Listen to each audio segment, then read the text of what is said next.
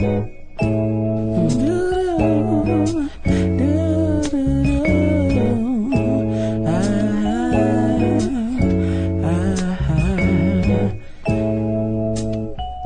bandits.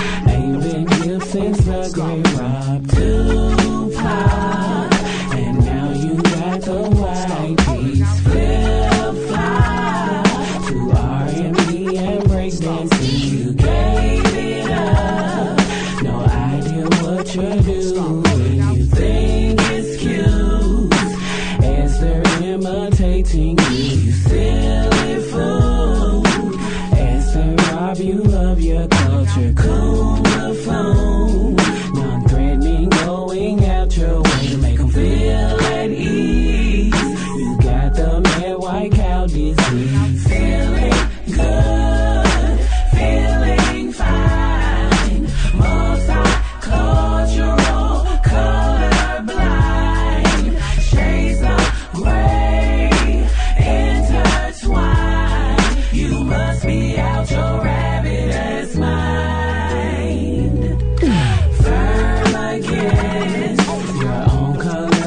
President in public eye, defamed to get the whites consent. Your ignorance of this white supremacy and privilege will delete our black history. Just to think you are so far up ahead, you bourgeoisie, telling the black secrecy agencies and double X will get you killed like the Bruce Lee's, telling ancient Chinese secrets. Feeling good, feeling fine, multicultural, colorblind, shades of gray intertwined. You must be out your rabbit ass mind. Culture, and they steal and rob you of invention, just the same way that they came in. Stole us from our land and put us on plantation. Now master has given us a good job. We're profit cause we forgot where we came from, assisting them just like the sorry Sambo. When the slaves would run away, they would capture. We call them the Popo today. Feeling good, feeling fine, multicultural, colorblind, shades of gray intertwined. You must be out your rabbit ass mind.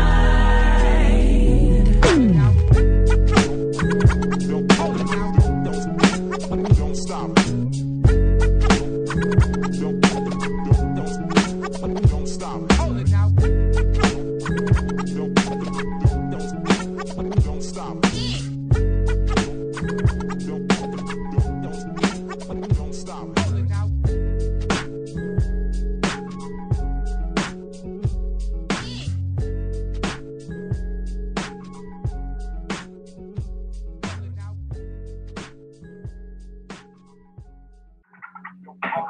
My ancestors woke me up this morning. They say, son, you do know what time it is, don't you? I said, what time is that? They said it's wartime. So welcome to the war front, brothers and sisters. That was Sister Fuchsia with her song Culture Bandits. I said, you must be out your African mind, we'll say. Glad to have you with us this Monday, June 27th, 2016. Whoa, we got a program for you tonight, brothers and sisters. We have a program for you tonight. So without any further ado, I want to just say a few announcements. I showed them as we were starting. So I don't have to go through too many of them, but do want to let everybody know some of the major events we have coming up. This Friday, we're going to be in Pasadena, California. You do not want to miss it. You know, they say I'm going to be on West Side. So now that I'm going to be, they say I'm riding this weekend. So we're going to be doing the feminization of the black male from 6 to 10 p.m. July 1st, 2016. This Friday, it's a free event, free food, free music, and more. We're going to have the brother B. Dot. Y'all know who I'm talking about, the brother that be out there dropping those bombs and the battle rap, but it's constantly trying to elevate the minds of our people at the same time. It's going to be at the Alkebulan Cultural Center, 1435 North Raymond Avenue, Pasadena, California, 91103. That's 1435 North Raymond Avenue, Pasadena, California, 91103. 6 to 10 p.m., July 1st, Friday, July 1st, 2016. You do not want to miss it.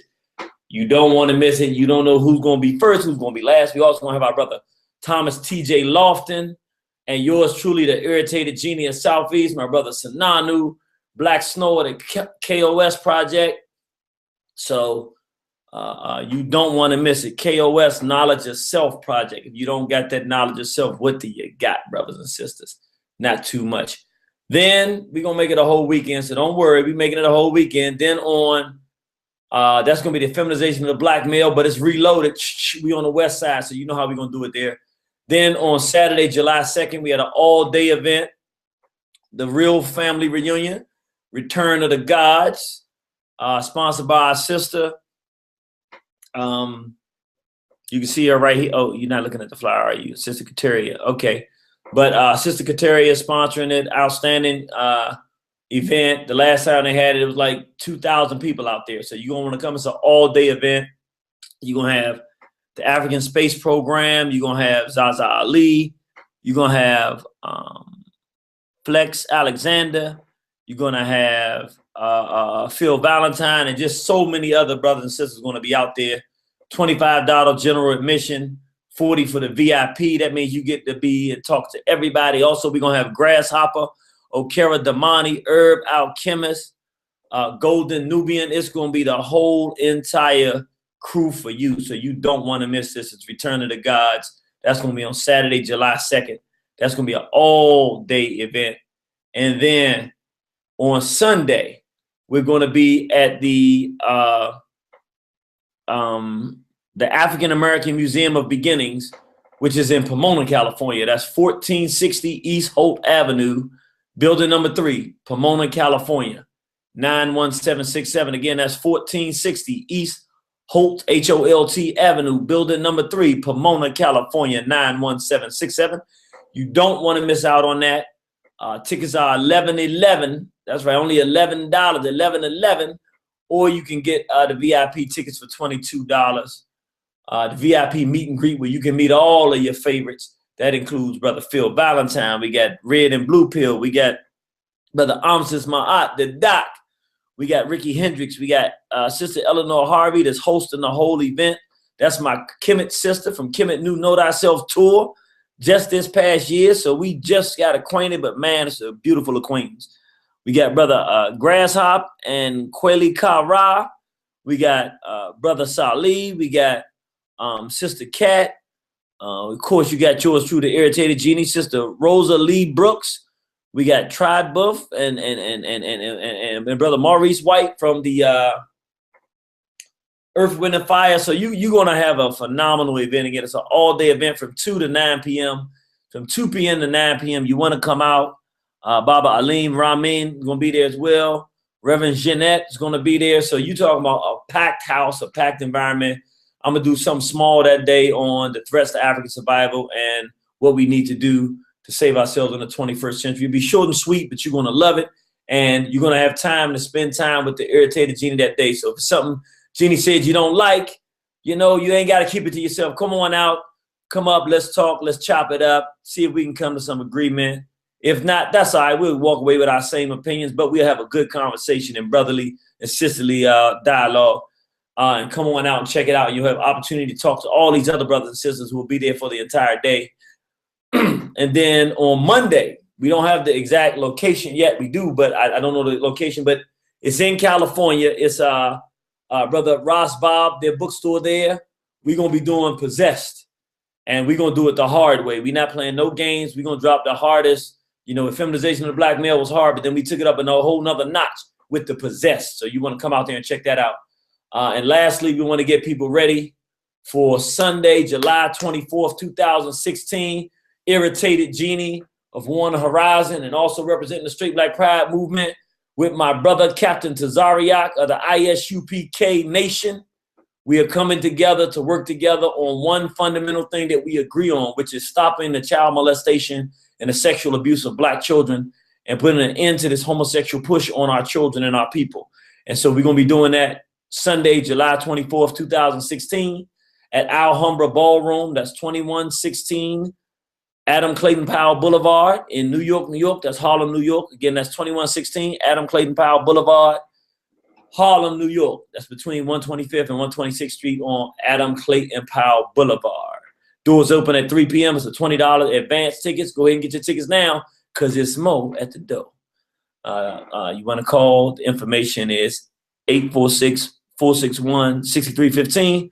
Or you can call our brother King Simon, 347-496-1022. That's 347-496-1022. He makes sure you get those tickets you're looking for. All right, brothers and sisters. So, of course, and then lastly, and not leastly whatsoever, even though I'm saying it last, it's not least, two more things we're going to get into this conversation. We do have our second annual International Straight Black Pride Movement Convention. All of the groups coming together. We're going to be doing it in Washington, D.C. this year. And we just had an added guest. So the prices you see listed now for the event are going to change. It's not going to be $20 anymore, brothers and sisters, because now we have headlining the Saturday event because we're going to have the Universal African Dance and Drama Ensemble. If you've never seen them, then you've never seen dance before. You've never traveled to Africa. They bring Africa right here to you. We have the brother and sister who put it together. The Dickersons put it together so beautiful out of Camden, New Jersey. You've never seen anything like this, so you don't want to miss this. But we're going to have our brother David Banner is going to be keynoting this event. You know, Irritated Genie will be speaking as well. So you got your first chance. You're in the D.C. area. Come on out to hear the Banner man himself, David Banner. Is going. That's right. Superman himself is going to be in the house, and he's doing a lecture that's going to be called Saving the Black Family in the 21st Century. So he's going to come on out and be speaking at the Straight Black Pride Movement Convention. It's going to be something you're going to really enjoy. It's going to be an experience of a lifetime. Tickets are going to go for sale on Eventbrite by the 1st of July. We'll have a few tickets for $35, maybe 25 of them. Then after that, we're going up in the ticket prices, but we want to get a few of them out there, early bird special. So the first 25 people that's smart enough and bright enough to go to Eventbrite and put your money on the table to get your tickets will get in for the price of $35 for an all-day event starting at 2 p.m. and lasting deep into the night. And then, of course, the next day on Sunday, we have the free event in the park in Temple Hills. We're going to have the annual cookouts. So come on out, bring the friends, family, wear your Straight Black Pride Movement shirts. Enjoy yourself and love your African self. Somebody got to love it. Now, with that said, brothers and sisters, we're going to go ahead and move into our program. We got quite a program tonight. I want to start the program, but with a little bit of clarity, and then we're going to get on into this discussion. The first bit of clarity that I want to make is that we got to know what the definition of a mulatto is, because I realized my wife had said it some time ago, but I didn't realize how much people really did not know what a mulatto was. And I can honestly say I didn't know either until I read Destruction of Black Civilization. I didn't even have a context of what it meant. And people can take it the wrong way. In today's climate, people think that you're talking about the complexion of a person.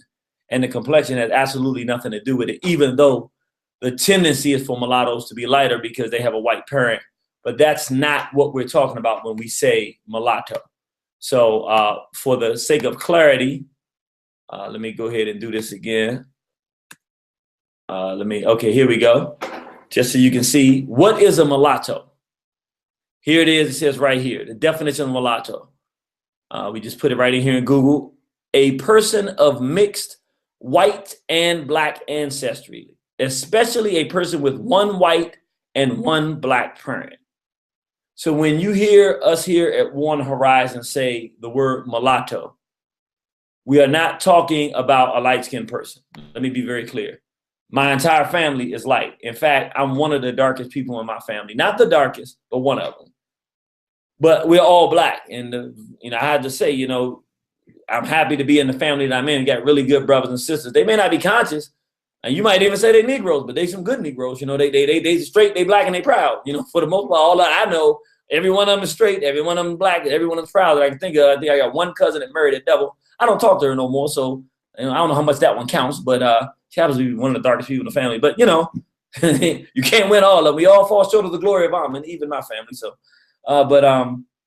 suffice it to say, we are not talking about complexion, and that's very important. Even though once we start having this discussion today, I realized the necessity is here. We are actually going to have a dialogue about, and I think we're not going to do it next week because that's 4th of July, and I'm going to be in California. I don't know if I'm going to be doing a lecture that day, so I won't be able to do it. But the Monday after that, we got to do a discussion on colorism, light and dark in the black community, because I see it's a very, very, very touchy subject, but I don't want to even begin to get into that now. I want to really deal with the mulatto thing. So again, when we're talking about mulattoes, we're talking about somebody that has a white parent. That's very important because our people are getting the wrong context of what we're talking about and not really understanding what's going on. And I understand that because a lot of our people, and let me just make this one last point, then I'm gonna start getting into the knowledge of it. Then we're gonna go to our phone line. It'll probably be about an hour because I'm gonna spend some time really teaching tonight so people can understand why this is an important issue. When you have not read and studied African history and the war for African survival against Europeans and Arabs and others, Asiatics, which include Europeans, Arabs, Indians, all of them. When you haven't studied it and don't understand it, you come out of your lack of consciousness. You may be unconscious. You become conscious, meaning you realize that these white folk trying to kill us and other groups trying to destroy us, and we're in a war for our racial survival, and that black people under siege, under attack. That's what consciousness means in 2016. And when you get that information, now you just want it to be black against white. And that's it. You don't want no more discussion about nothing else. What happens is it's like a 5-year-old coming into a dance circle with people who've been dancing for years and decades. And they learn one dance and they do it really good. And they think they can come into the dance circle. And now, no, let's just go. Let's go right out there right now and do it. And it's like, yeah, they can dance and they can dance when they got the fire and drive. But these people have been dancing for 20 years. So there's more to dancing than just going up there and knowing how to move. You got to know what dance to do for what people, what dance to change for the environment, what to do if you have young people. And there's all these different things that go with, when you're drumming, what type of moves you do, who you allow to go first as the elders, and all kinds of stuff that you just don't know because you're so young and you in it. It's the same way when people come into their consciousness. They come into their consciousness and they come with whatever personality they had before they come into some consciousness, they carry that. So if they're a real aggressive person, then they're aggressive. And with little or no research or understanding of topics, sometimes I did it. So I'm one of the main culprits I know. We can be so driven with our own idea of how it's supposed to work, we can miss a lot of things. And we can quite frankly be a lot of very disrespectful to people who have a little bit more understanding. I'm a little bit more lenient to that because I was such a jerk about doing it in the past. And so many people gave me passes on it that I do have some room. I don't get too much room because I'm still a jerk a little bit, I don't like people coming in that don't know what the heck they're talking about and just running off at the mouth and not understanding how wrong they are, how dangerous what they're saying are. But at the same time, I did it too. We all tend to do it because until you know, you don't know. So I'm saying that to say, brothers and sisters, let's learn something. This is a message to everybody that's listening. When we're on Facebook and we're talking about things like we put out the thing about the mulattoes today, we put out Jesse Williams' speech that he did. And, we didn't even put that out. We just put out the advertisement and said, we're going to talk about the rise of the mulattoes because I've seen it for a couple of years now, even did a lecture talking about it and told people back in 2008 that it was coming and it was going to be a major problem. And it's beginning to become that major problem. You've seen Barack Obama, the magic mulatto, and the damage that he's caused to the African world. But now we need to have a more sophisticated understanding. But listen, when we're talking to brothers and sisters who don't quite get it, we don't disrespect them. Even though they're arrogant egotistical and wrong a lot of times. Our job is, if we have more information, we also got to have more maturity. We got to give them the correct information. If they start talking in a manner that assumes that they have greater knowledge than those of us who spent time and know what we're talking about, then we got to put them in their place respectfully. But we never reduce ourselves to some street urchins running around with N-words and B's and disrespect, because even if we got more information, if they have more respect for us or respect for our people, black people, then they still win. And we have helped no one. Our objective, this is for all straight Black Pride supporters and for anybody that's a member or supporter of One Horizon. Our objective is not to beat our people down unless they're absolute committed race traitors. Our objective is to lift our people up and give them the information that will shape them into a proper understanding of what we're dealing with. So let's do that tonight. Let's talk about this mulatto issue. I'm going to the book that we should all be reading from. Hopefully you can see this. This is a book that every Black person should read. If you have not read this book and you want to start chiming in on the mulatto issue, I suggest that you go read this book first so you can understand. The title of this book is The Destruction of Black Civilization, Great Issues of a Race from 4500 BC to 2000 AD. That's 6,500 years. That's one of the greatest books ever written by Dr. Chancellor Williams. Phenomenal masterpiece of work. And I want people to understand the theme of this book is that integration is the key element in the destruction of Black civilization. That unwillingness for Black people to separate ourselves from others and keep others out of our environment has destroyed us. And part of that has to do with the creation of the mulatto. Let's talk about it. Let's go to our book by Dr. Chancellor Williams. It's affectionately called The Black Bible in African Nationalist Circles. Go to page 71. It says, The Mulatto Problem. The recent revival of Black is Beautiful is no more than that, a revival. The great majority of ancient Black people took great pride in their color, and their resistance to amalgamation, which is race mixings or creation of mulattoes, may be so interpreted. For one thing they observed in ancient Kemet was that a dynasty, meaning a family, the ruling class, began as all Black, could remain unbroken over generations, and still in the end become near white in color and not a Black face in the royal lineage. This two-way process of intermingling and direct aggression meant victory for the white Asians in the end. This is how the Asiatics conquered us. Are you listening? For the brothers and sisters that were debating earlier, listen. This is how African civilization was destroyed. A dual process again. This two-way process of intermingling and direct aggression meant victory for the white Asians in the end. They were already within the country as Egyptians when the conquering hordes, which was their families, from their various homelands swept in. Many were nationalistic Egyptians, and as such, fought the invaders along with the Africans. Others, though, born in Egypt also, were loyal to their fathers' native countries and sided with their armies. So what are we saying here? For brothers and sisters out there who say, oh, well, you know, for mulattoes, it's different. It makes a difference if it's the mother is Black. Well, this is not actually true.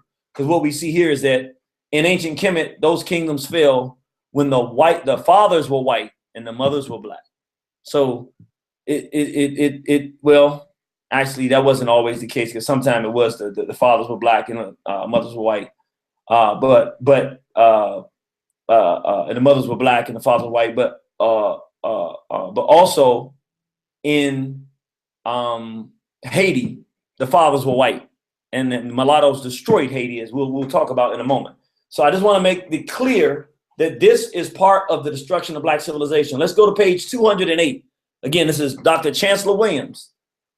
He says, in considering the flowering of learning in West Africa and its brutal interruption by the Moors.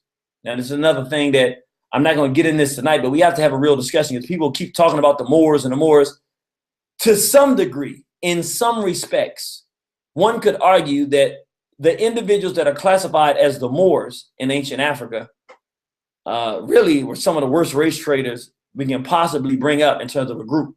Now, we know that's not true for all individuals that were considered Moors, but the reality of it is, as Chancellor Williams breaks down in his book, their efforts in the destruction of Black civilization cannot be overstated. meaning it couldn't have been done without the assistance of those blacks that are called Moors. In considering the flowering of learning in West Africa and its brutal interruption by the Moors, certain important facts should stand out because they run through the entire field of Black history.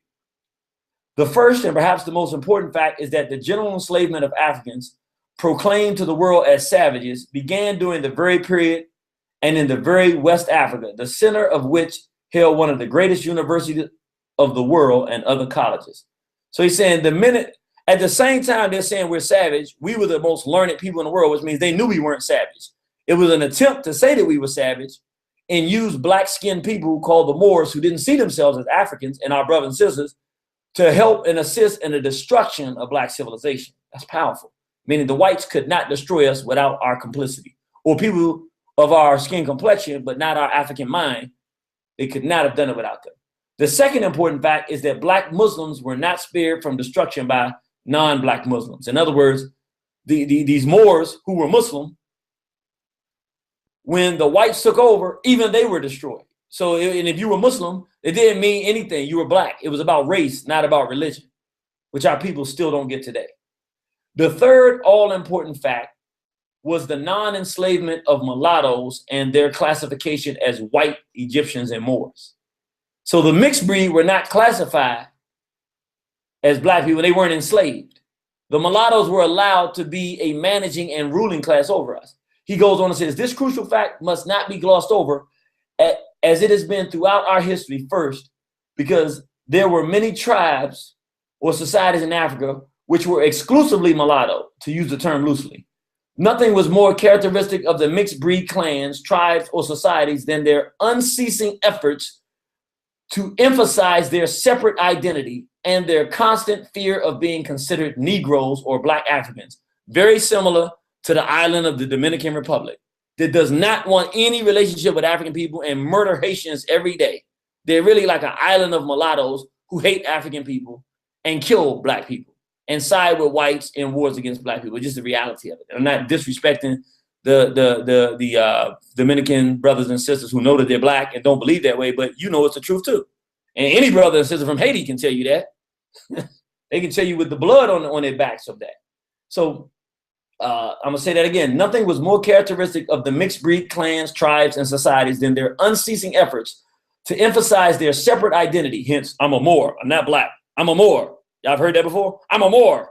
I'm Moor. I'm not African. I'm not Black. I'm Moor. Separate identity and their constant fear of being considered Negroes or Black Africans. Hence, their over anxious crusades or jihads against Black states and their spearheading most of the slave trades in Africa.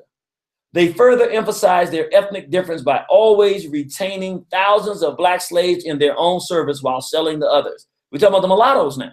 The mixed breeds, they wanted to show that they were more into enslaving Black people than even the whites. The whites, by driving his offsprings as a wedge into the Black race, is only able to keep it weak by keeping it divided.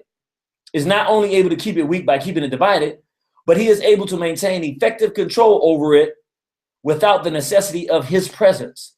The most murderous of the mulatto slave traders was Tipu Tib, with his slave empire headquarters in Zanzibar. So basically what he says, he's saying that it's a brilliant strategy for the whites to use the mulattoes, because they don't actually have to be there. They have the mulattoes who look like us and have a little bit of our personality because they're part of us, a little bit of our vibe and the way we operate, but they have a European mind and a hatred, a deep-seated hatred and a desire to prove their hatred through being more brutal and repressive of African people than their white mothers and fathers, that the whites don't even have to be there once they put the mulatto class in control of the larger Black masses, as the case is in Dominican Republic. You don't need any whites to govern the Dominican Republic, because the sickness and illness of the mulatto class in the Dominican Republic is such that they hate Black people all of themselves. But they don't need anybody to help them do that. And our Haitian brothers and sisters are having quite a time with our brothers and sisters. You know, we got to ask the question, are they brothers and sisters in Dominican Republic? Because of their identification with men to be anything other than African people. And this is real talk here. We're having real conversation tonight. And if you're a brother or sister who's from Dominican Republic, I'd appreciate it if you call up, because we could definitely hear your point of what you would have to say. Now we're going to go and take a look at a few more things and do a little bit more research into this. because we're not quite done just yet, brothers and sisters. Let's study this a little deeper. We go back to our book, The Destruction of Black Civilization.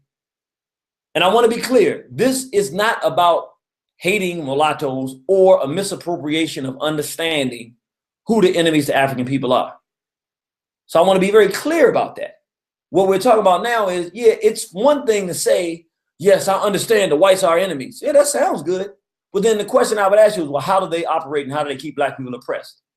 And if you can't give me an articulate, in-depth explanation that includes how they create mulatto classes to keep us oppressed and ultimately exterminate our race, if you can't talk about that, then you're not properly armed. Tonight you need to get armed. All right, let's talk about Dr. Chancellor Williams from page 310.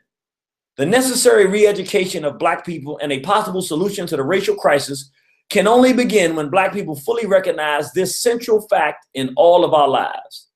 The white race is our bitter enemy. I'm gonna say that again. The white race is our bitter enemy.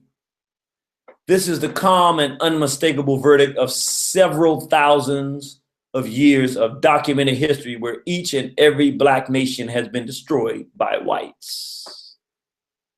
Now that is true. Whites, with the assistance of mulatto classes that they create, and those whites include Asiatics and other groups. So let's continue to go on with this. What does he say on page 75?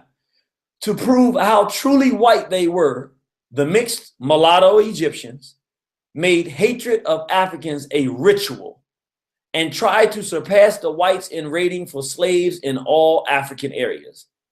Various mulattoes who became Egyptian kings declared eternal warfare against black people and vowed to enslave the entire race. That's page 75. And if you want more of this, you can go on warnhorizon.com. You can go to the store, the Warn Horizon store, and you can purchase Death by Lethal Integration. You can get a much better in-depth explanation of this particular information we're going through here. He goes on to say on page 295, the mulatto has been the white man's most effective agent in helping destroy black civilizations. I'm gonna say it again. The mulatto, the individual who has a white mother or a white father and a black mother or black father. So they half and half. He didn't say that some of them helped. He said has been the white race's most effective agent in helping destroy black civilizations. In other words, who do they go to first when they're trying to destroy black civilizations? The mulatto. Who do they create in order to destroy black civilization? Mulatto. Barack Insane Obama, perfect example. Page 295, he says, relying on the concept of being innately superior to black people, whites everywhere, that means all around the world, created a class system that made their bastard offsprings next to them in status and superior to all black people. Meaning, hey, if I rape your wife, whatever is produced is a little bit better than what you are because I'm white and they got a little bit of me in them. Where as African people, the ones of us that love ourselves is the exact opposite. We don't want nothing to do with you. And it's unfortunate that someone had to have the negative experience and a harrowing experience of having any kind of sexual exchange with any European in the history of the world. You know, for us, it's the most ugly thing that could possibly occur. But for the Europeans, they create the mulatto for the purpose of undermining black civilization. When you see a class of mulattoes beginning to rise, you are now looking at open warfare. You are about to face assault. Like I told everybody back in 2008, Barack Obama is your enemy. He is coming. Prepare. He is going to wage war on the African continent. He's going to promote homosexuality throughout America and throughout the African continent. You can talk to the brothers and sisters who I was talking to back in 2008, 2009. You can even go online for free and watch the video, Nat Turner Rising. Put it in. Go to Irritated Genie Speaks. Watch it. I told you in 2009 who he was and what was going to happen. I'm not saying it to brag or anything. I'm just saying I actually believe the history and live it.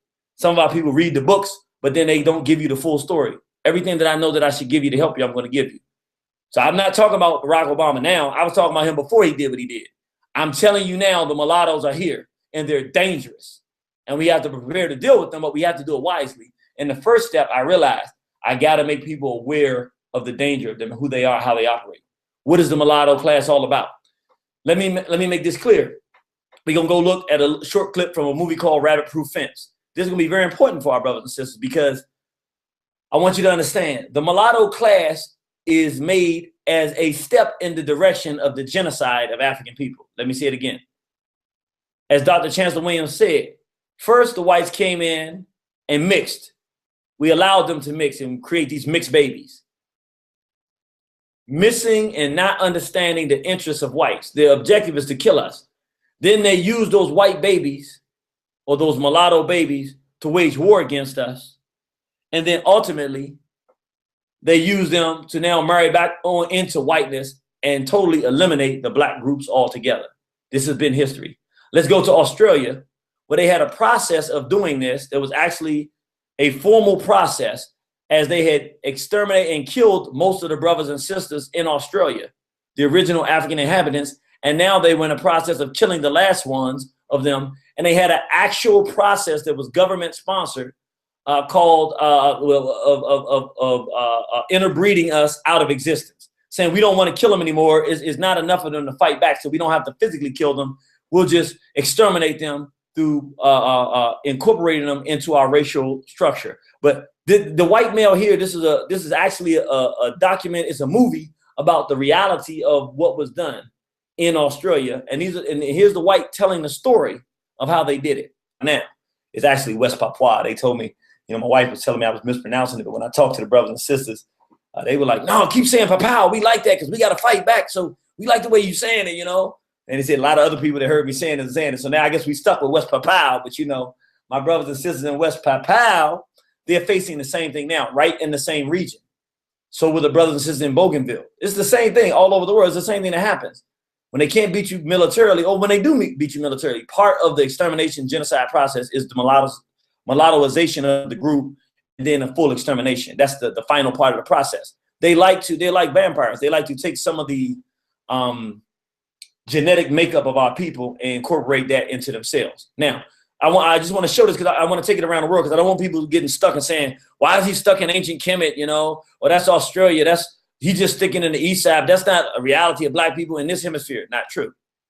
When we talk about Theodore Roosevelt in 1914, he went to Brazil, and basically he was talking to the white president there about, basically we got a black problem, these black people. What do we do with our black problem? And the president of Brazil basically said, well, what we do is we just basically get rid of the black people, but we don't do it through your means, because basically he said, when you segregate black people in America, you create more problems, because they are forced to rely on one another and they develop a camaraderie, and then you have a stronger group to have to fight. He said, we get rid of them simply by breeding them on to lighter ones. He said, and you look at the Brazilians and say, are we white? He said, yeah, we still white. We've just basically bred them out through our system, just like what you just saw. In his book, SBA, page 27, is the Reawakening of the African Mind by our brother, Dr. Asa Hilliard, peace be upon him. He said, in Brazil, the idea looked forward to is the disappearance of the Negro question through the disappearance of the Negro himself. That is, through his gradual absorption into the white race. The Brazilians are a white people. In other words, they said, we're going to kill them by destroying them genetically. And literally, they did it in certain regions where they were all black people. 100% jet black. And they convinced each of them that you had no value being dark. You had to be with somebody lighter. So all of the brothers wanted light women. All of the women wanted white males. And so they all went out and married onto white. And within a generation and a half, it went from being 85% black to like 15% black or 20% black. Something like that. It was just, the whole population of black people was destroyed. And their identity was destroyed. And their racial character, if you look at them, you wouldn't say they were black anymore. Killed entire groups that way without one bullet being shot. So this is a universal concept and idea that's being done all around the world. Even if we look at just locally in terms of our cities, and I can tell you right here in Washington, D.C., I grew up in Washington, D.C. It was 85% black. It was somewhere between 75 and 80% black when I was growing up. We felt like it was all black, because unless you went down by the White House or down by the Capitol, it was black. Or you went up Rock Creek Park and all that stuff. And even there, Like, unless it was police, we ruled on the street. Now, they ruled everything else. They owned all the businesses and all that stuff. But we had little areas, we had little stuff. But the bottom line is, on the streets, we ruled because we outnumbered them, and there was nothing they could say wrong to us. Any slightest form of disrespect in D.C., a white boy was getting smacked. If he get anywhere near us and he had a bike, that's how we went bike shopping. We snatched him up. We got our reparations. It was a city that was a little different under Marion Barry. But when they brought the mulattoes in, Anthony, the homosexual mulattoes, first starting with Anthony, I forget his name, and then this mulatto, Adrian Fenty, he completely destroyed the black population from the top, not from the ground level, but he destroyed the black intellectual and government infrastructure of Washington, D.C., such that it was easy to get rid of our people, because now the laws that would need to be passed to make it okay to shut down projects and things of that nature were able to be done. Let me give you an idea of what he did. Here's Adrian Fenty comes in, the police chief, Brother Ramses. He's up in Philadelphia now. And I ain't much on no police at all, but I got to say, as far as I've heard of police chiefs, from what I knew from him in D.C., he's a pretty cool dude. I mean, just if you're going to have a police chief, this would be the dude you want. He didn't seem to be no dude that just had an out for black people like that. Who did they replace it with? Kathy Lanier. Then you had the fire chief, was a black man. Who did they replace it with? White male here. School superintendent, black man. Who did they replace it with? Asian female. None of which of these whites or Asiatics were more competent than the black people that were in office. Why was it done? Because the mulattoes come in, and even the whites would have came in, wouldn't have went this strong. But the mulatto is white plus. They hate black people plus. They want to prove to their white parent how much they're willing to go the extra mile to destroy black people. Here's a prime, living, real-time example, all right? But now, I know you say, well, that's a lot, Brother Genie, you're putting on us. It is, but we're not finished yet. Let me go, because I wanna finish this before we go to our phone lines. Let's talk about the Atlantic slave trade. All right, let's talk about the Atlantic slave trade. And I'm gonna show you how you can find this on your own. You go to WarnerHorizon.com, and you'll start off with the beautiful, matter of fact, let me just do it for 1 second. Just bear with me for a second. I got to show you how this thing is done. First, you put in WarnerHorizon.com. My thing automatically forwards it to the, oh, there we go. And when you come, you're going to see, you're going to get welcomed in to the African world. You say, oh, I love this. And once you get welcomed into this African world, without first asking for permission from the elders. So that's Brother's Keeper. They just welcoming you in. See all the ancestors around, the fighters, freedom fighters, fighting for liberation of African people. Then you just hit enter. So you can go ahead and enter the website, and it takes you to the home page. Ain't that beautiful? Once you come into the home page, say, look, I'm trying to look for that information Irritated Jenny was talking about. Matter of fact, in July, we're going to have one on the West Papal. So you want to check that one out. This war room is going to be powerful about the genocide that we're going to work to stop. I'm trying to convince the brothers and sisters in Straight Black Pride movement that this is something we got to take on as a campaign to really help to bring knowledge and understanding of what's happening, but also to bring an end to the Indonesian occupation and the extermination process of our brothers and sisters in West Papal. But you're going to end up going right here to the war room. Because see, this way you want to know about the wars that are going on right now with African people and the relation it has with history, you come right here. And so right now we want to learn about these mulattoes. I'm sure something here about mulattoes. Let me see. I'm sure we got something because we need this information for our people. Ha ha. July 2012, mulattoes and lancados. What is this about? Now, we talked about during the Arab slave trade. Dr. Chancellor Williams talked about how the Arabs used the black Muslim Moors to help enslave African people in West Africa and destroy the kingdoms of West Africa. Those kingdoms had to be destroyed by the Arabs, who were really the field soldiers were the Moors, the black Africans going to war with our brothers and sisters to destroy the powerful African nations, supporting the Arabs and the Europeans supplying weapons as well, destroying the West African great civilizations in order for the slave trade to begin to prosper and really be born and grow the way it did. But what people don't talk about is about these groups called the lancados. Who were the actual slave traders that said, hey, here's where we're going to go get the brothers and sisters that are going to be enslaved. This is where we're going to take them. This is how their groups work. Who are those individuals? Well, there's a brother from the Nation of Islam. Actually, I'm going to take you to his article real quick because I think it's important, who wrote this. And I know y'all saying, but you got all these issues with the Nation of Islam. Yeah, I got a lot of issues with the Nation of Islam right now with them promoting this homosexuality stuff. But I got to be honest. This brother Tingba Muhammad, June 14, 2012, you've got to read this article. Did African slave traders sell us out? I don't have time to read the whole article, but let me tell you something, brothers and sisters. When you talking about rich history and something that really helps us really see how the war against African greatness and civilization is waged, you can't do it without this. What he basically breaks down, right here you see a picture of what they call the Juden rats. The Juden rats were the small hats, the white so-called Jews during Nazi Germany, when the Nazis didn't know who the hats were. They couldn't tell hats from Anglos. They didn't know how to tell. So they got a group that was paid. And this group was like, okay, just pay us. They get little stuff when they go in the small hats house, little gold trinkets and stuff like that. And they would snitch on everybody that was small hats. And that's how the Germans knew who to go capture and take to the concentration camps. I mean, they killed like 6,000 Jews in this thing. I mean, we talking about, this was serious. I mean, I think it was at least 6,000 of them. And they murdered them, but they couldn't have killed none of them, or very few of them they would have been able to even find if it wasn't for the Juden rats. Well, the brother goes on to tell us about the Juden rats of the black race who were actually known as Lancados. Now, who were the Lancados? It's very deep. The Lancados, and again, you want to get this article, is Did African Slave Traders Sell Us Out? If you put that in, it should pop up. It's written by brother Tingba, T-I-N-G-B-A, Muhammad. He's a guest columnist for the Nation of Islam paper, The Final Call, and it was on June 14, 2012. One of the best articles on the topic I've ever read. And actually, I didn't even know the term Lancado until this. And it put things in such a great perspective. What happened?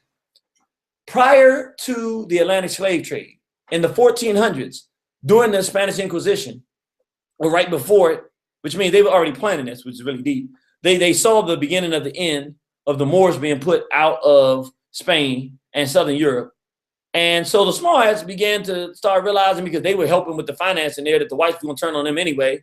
So they started trying to prepare for a shift in the climate. So they said, okay, well, now the Moors are being put out, and now the Europeans are going to arm the Moors, and the Arabs will work with the Moors to attack these powerful African nation states and undermine them. We're going to help and facilitate that process as well and try to bank and make money off of it. So they began to come in on the west coast of Africa, do incursions, kidnap black women, just snatch them off the shores, girls and women, take them back to Portugal. These are the small hats, white so-called Jews.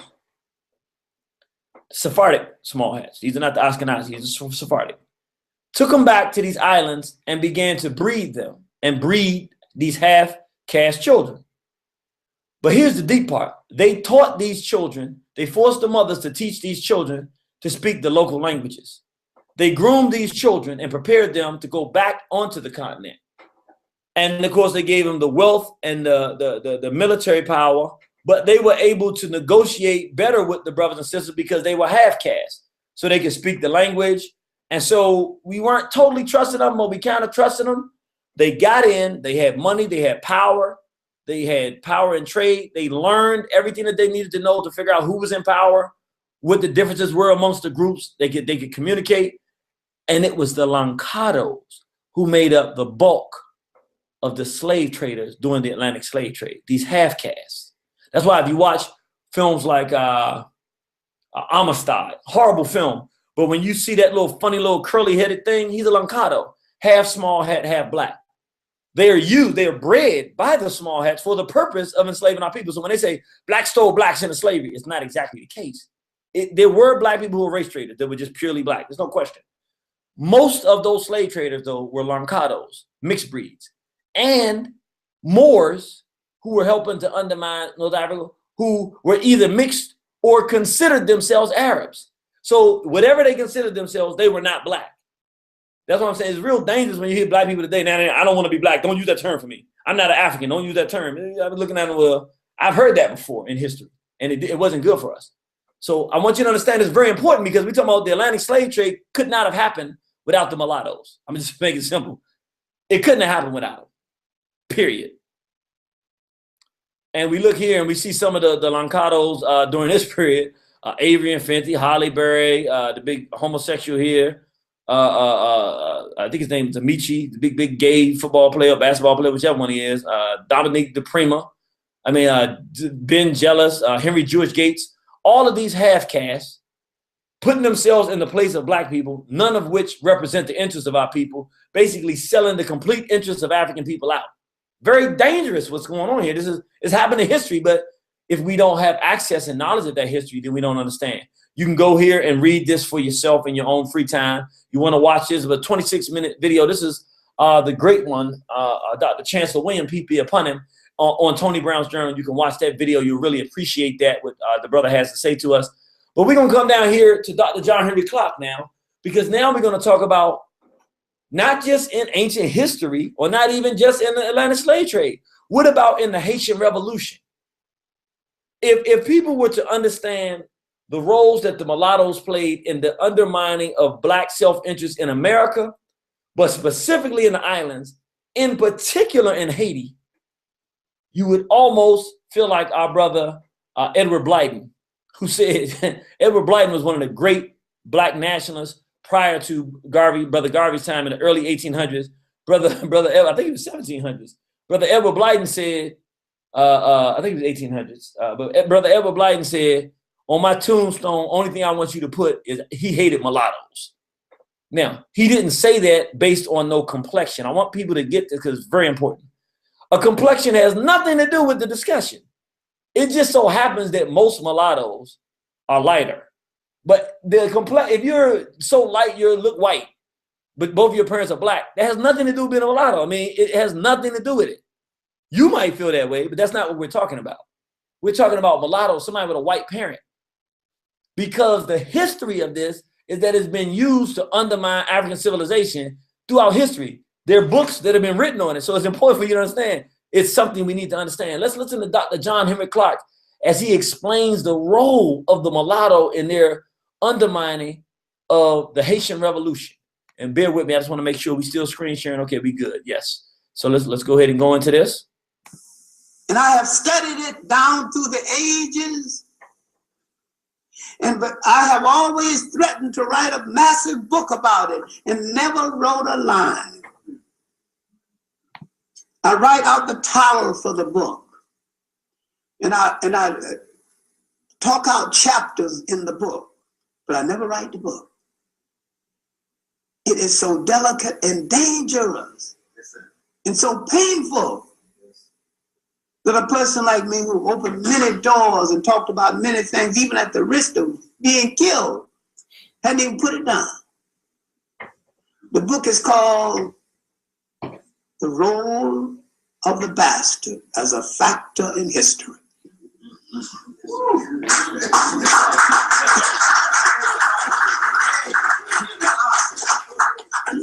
How people have bastardized other people through their women and use the bastard to control them. Yes. Then having used the bastard, refused to accept the bastard in the home of the father that created him and send him back to his mother's people to start confusion. Yes, thank you. Yes.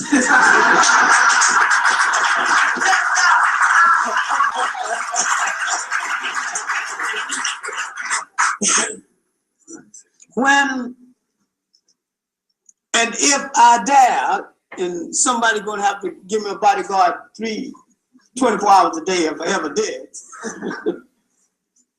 I would have to write about how they literally destroyed the Haitian Revolution.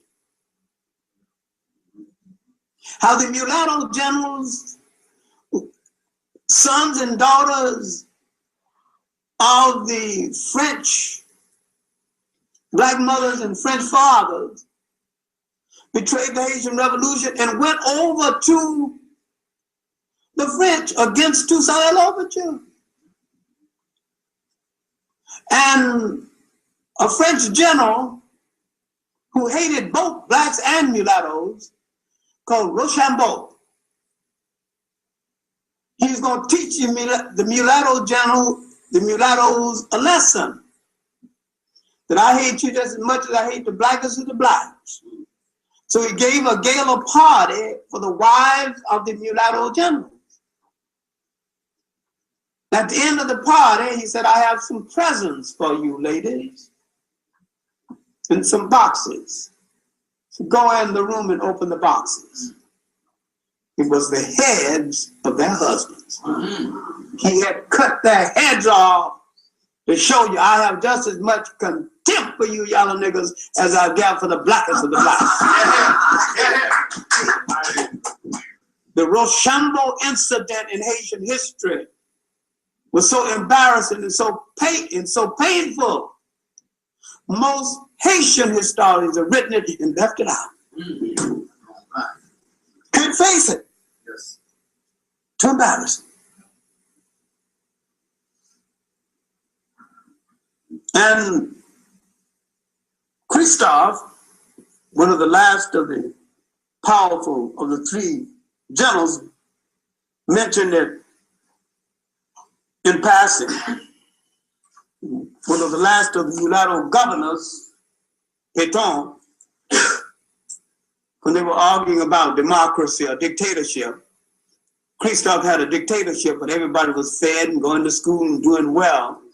And Pétain had another part of the island that was called a democracy, modeled after Europe, but everybody was starving over that.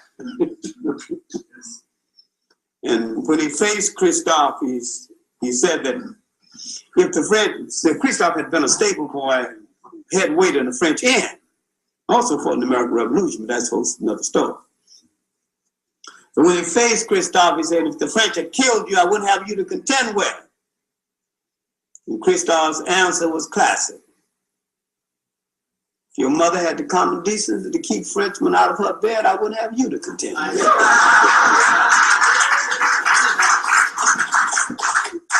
Now, after the death of Christophe, supposedly engineered by the mulattoes, they came to power,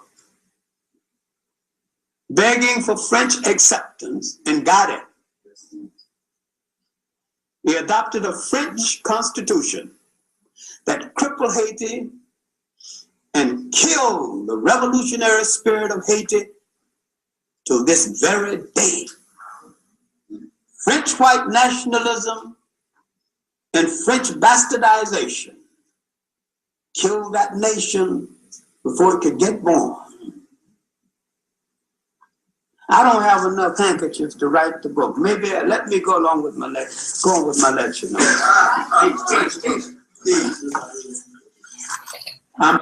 All right, brothers and sisters. So I think we get the point here. So now what we're going to do, because we at the 8 o'clock hour. I just want to lay some foundation, but we're gonna move into how do we even get into this conversation today. And quite frankly, I've been knowing that we were going to have this discussion and this dialogue. I've been knowing because, you know, this is my job. I'm supposed to know. But I want you to see what happened for this to become necessary for us to discuss. I'm not going to show it because I know they have this thing where if you show stuff, then YouTube, you know, they have some rights and stuff like that. They'll shut it down. So what I'm going to do, I'm going to play it, but I'm not going to show it. So, but you can listen to it because you're going to hear there's an individual named Jesse Williams who is a mulatto. So everybody, he's not light-skinned. It's not about his complexion. His mama white.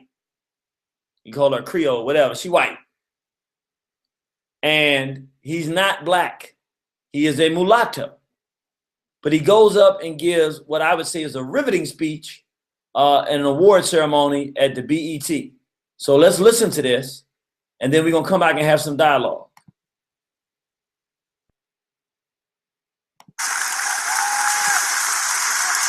For his continued efforts and steadfast commitment to furthering social change, we are proud to present such a deserving recipient with the 2016 BET Humanitarian Award presented by State Farm, Jesse Williams. And I want you to listen to this and look, for those that are watching, I'm putting this picture up so you can see it. Thank you, BET. Thank you, Nate Parker, Harry, and Debbie Allen for participating in that. Before we get into it, I just want to say, I brought my parents out tonight. I just want to thank them for being here, for teaching me to focus on comprehension over career, that they make sure I learn what the schools were afraid to teach us, and also to thank my amazing wife for changing my life. Now, this award, this is not for me. This is for the real organizers all over the country, the activists, the civil rights attorneys, the struggling parents, the families, the teachers, the students that are realizing that a system built to divide and impoverish and destroy us cannot stand if we do. All right? It's kind of basic mathematics. The more we learn about who we are and how we got here, the more we will mobilize. Now, this is also in particular for the Black women in particular who have spent their lifetimes dedicated to nurturing everyone before themselves. We can and will do better for you. Now, what we've been doing is looking at the data, and we know that police somehow manage to de-escalate, disarm, and not kill white people every day. So what's going to happen is we are going to have equal rights and justice in our own country, or we will restructure their function and ours.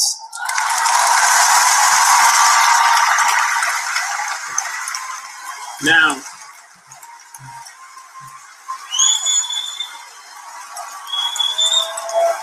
I got more. Yesterday would have been young Tamir Rice's 14th birthday. So I don't want to hear any more about how far we've come when paid public servants can pull a drive-by on a 12-year-old playing alone in a park in broad daylight, killing him on television and then going home to make a sandwich.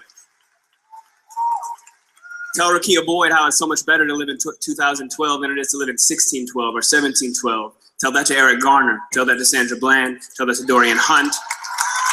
Now the thing is, though, all of us in here getting money, that alone isn't going to stop this.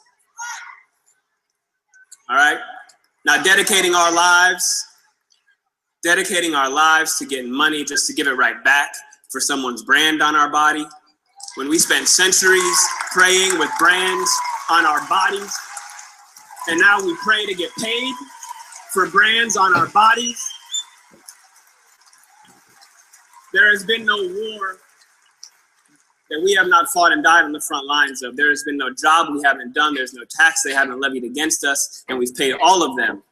But freedom is somehow always conditional here. You're free, they keep telling us. But she would have been alive if she hadn't acted so free. Now, freedom is always coming in the hereafter. But you know what, though? The hereafter is a hustle. We want it now. And let's get a couple things straight. Just a little side note. The burden of the brutalized is not to comfort the bystander. That's not our job. All right, stop with all that. If you have a critique for the resistance, for our resistance, then you better have an established record of critique of our oppression. If you have no interest in equal rights for Black people, then do not make suggestions to those who do. Sit down.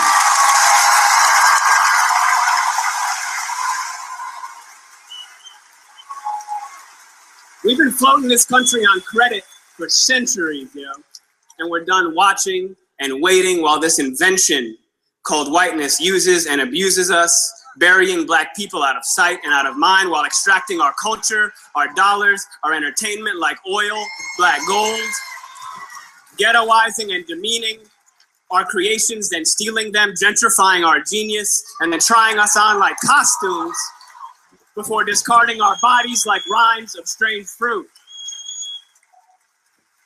The thing is that just because we're magic doesn't mean we're not real. Thank you.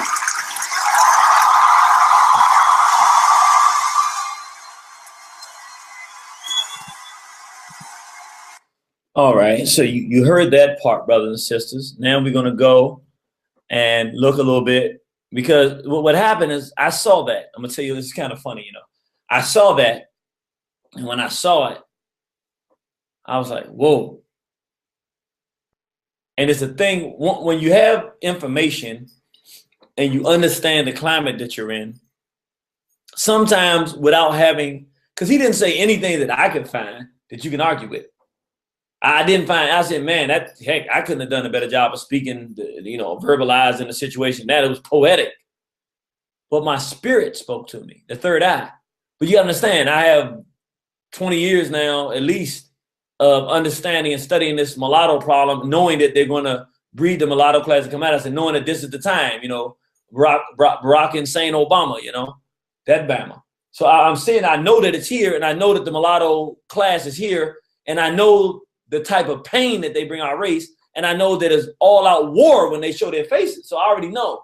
So I heard him saying it, but my spirit wasn't convinced. And it was like, I was like, nah, dude, something's just not right. I didn't even know he was a mulatto. I just felt, I could feel it wasn't right. See, I've been doing this. I'm not saying everybody should be able to do this. That's why I'm saying we got to have these kind of discussion dialogues, because if you don't know that there's a history of the mulatto, if you didn't go through what we just went through for the past hour, you wouldn't even know that there was a reason for you to look. And even for those brothers and sisters who don't necessarily think that they should be looking at him per se, at least if you're intelligent enough to say, okay, based on what I've heard for the last hour, it's at least something we should be concerned about. And it makes sense for people to question it. It ain't about whether or not you agree in this particular case, even though it's not going to be hard to figure this one out. But anyway, I saw that. It was just this morning. I didn't even know what we were going to do the program tonight about. And I saw it, and I said, nah. So I called my wife over. I said, okay, because what happens, a lot of times I see stuff, but when I see the stuff, it'd be so far ahead of when most people can see it sometimes that it's not healthy for me to say anything. So sometimes I don't say anything. I got to make sure that people are going to be able to understand it, and I'm not going to sound like a quack or a wacko. So I asked my wife, I just played, I said, tell me what you think when you see this. So my wife watched it, and she said, I have 5 words. The rise of the mulatto class. I said, wow. No, she said, the rise of the mulatto. I said, okay. I said, all right. I said, she sees it. Good. I can do this program tonight, because it's something that those who are stewards of the well-being of the Black and African world community, this is warfare. We know how they operate. This guy spoke so well, I'll be honest. See, I know when I'm being cloaked, and I'm not saying personally cloaked. I'm just saying as an African nationalist, this is us talking. This ain't a mulatto talking. Even though Dr. Chancellor Williams made it clear, there are mulattoes who will be as loyal to our race and more than the average Black person. So I'm not saying there won't be no mulattoes that will do this. What I am saying is he ain't one of them. I can feel it. He wasn't one of them. I can tell. But I know cloaking. Matter of fact, I want to give a shout out to the brother. What's his name? Tariq Nasheed. Okay, of course, I know I'm not necessarily a fan of the brother as a person necessarily, but I'll say this. This Hidden Colors Part 4 was, look, I'm going to tell you like this. Buy this one. I ain't going to sit here in front. It's that good.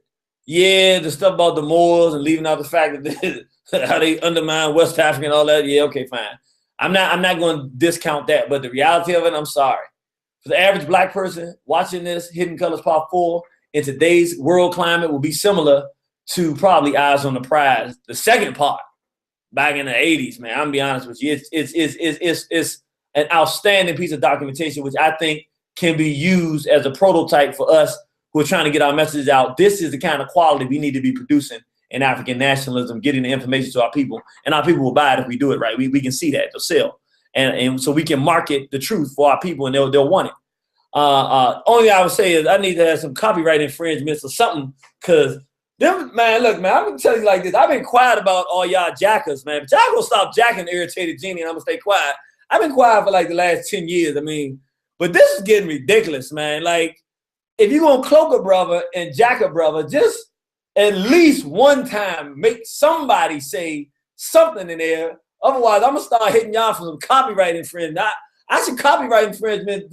I want some royalties off Hidden Colors Part 4, because it's getting ridiculous now, man. It's getting ridiculous. One minute I'm out here fighting like a lone wolf, talking about this homosexual war with a few brothers and sisters in the grind with me. Will say something. Next minute, all of a sudden, out of nowhere, everybody's talking about it. Everybody's talking about the mulatto problem. Everybody's talking about racism. I mean, it's like, come on, you got to be serious, right?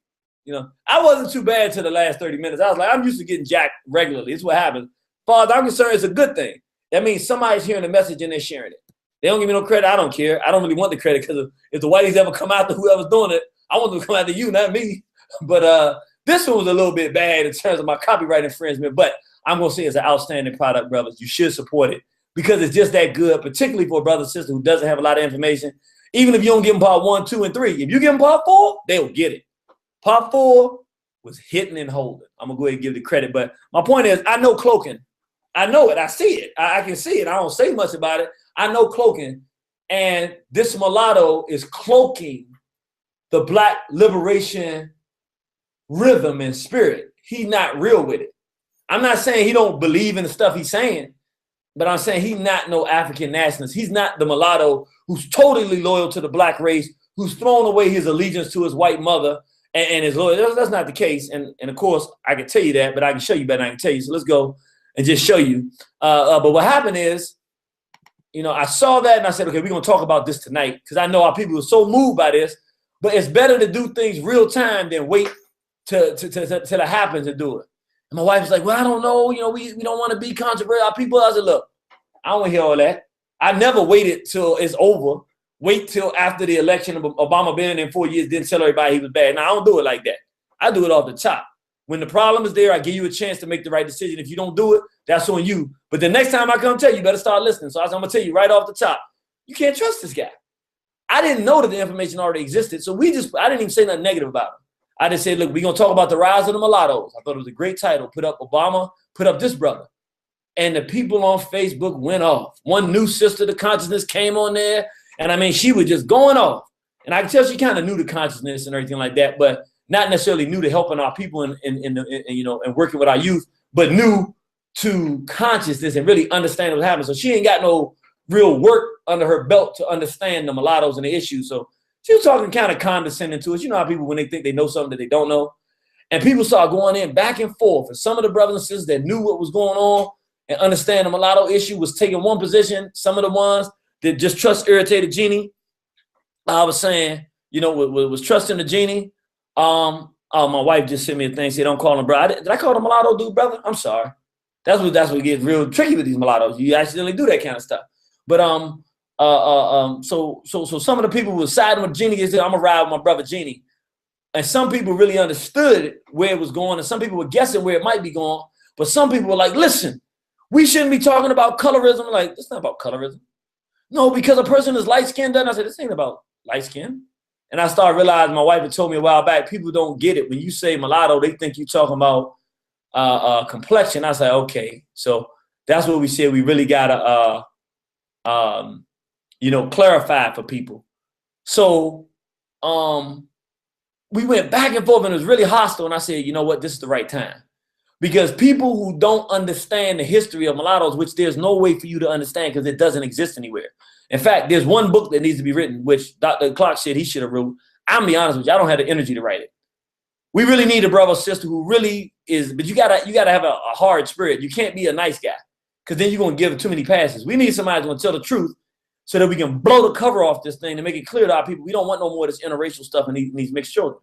Yeah, there's 1 or 2 of them that's right, but then 1 or 2 don't make up for the 1,000 of them that we're gonna have to fight and slaughter in order to get freedom, because they gonna slaughter us if we don't.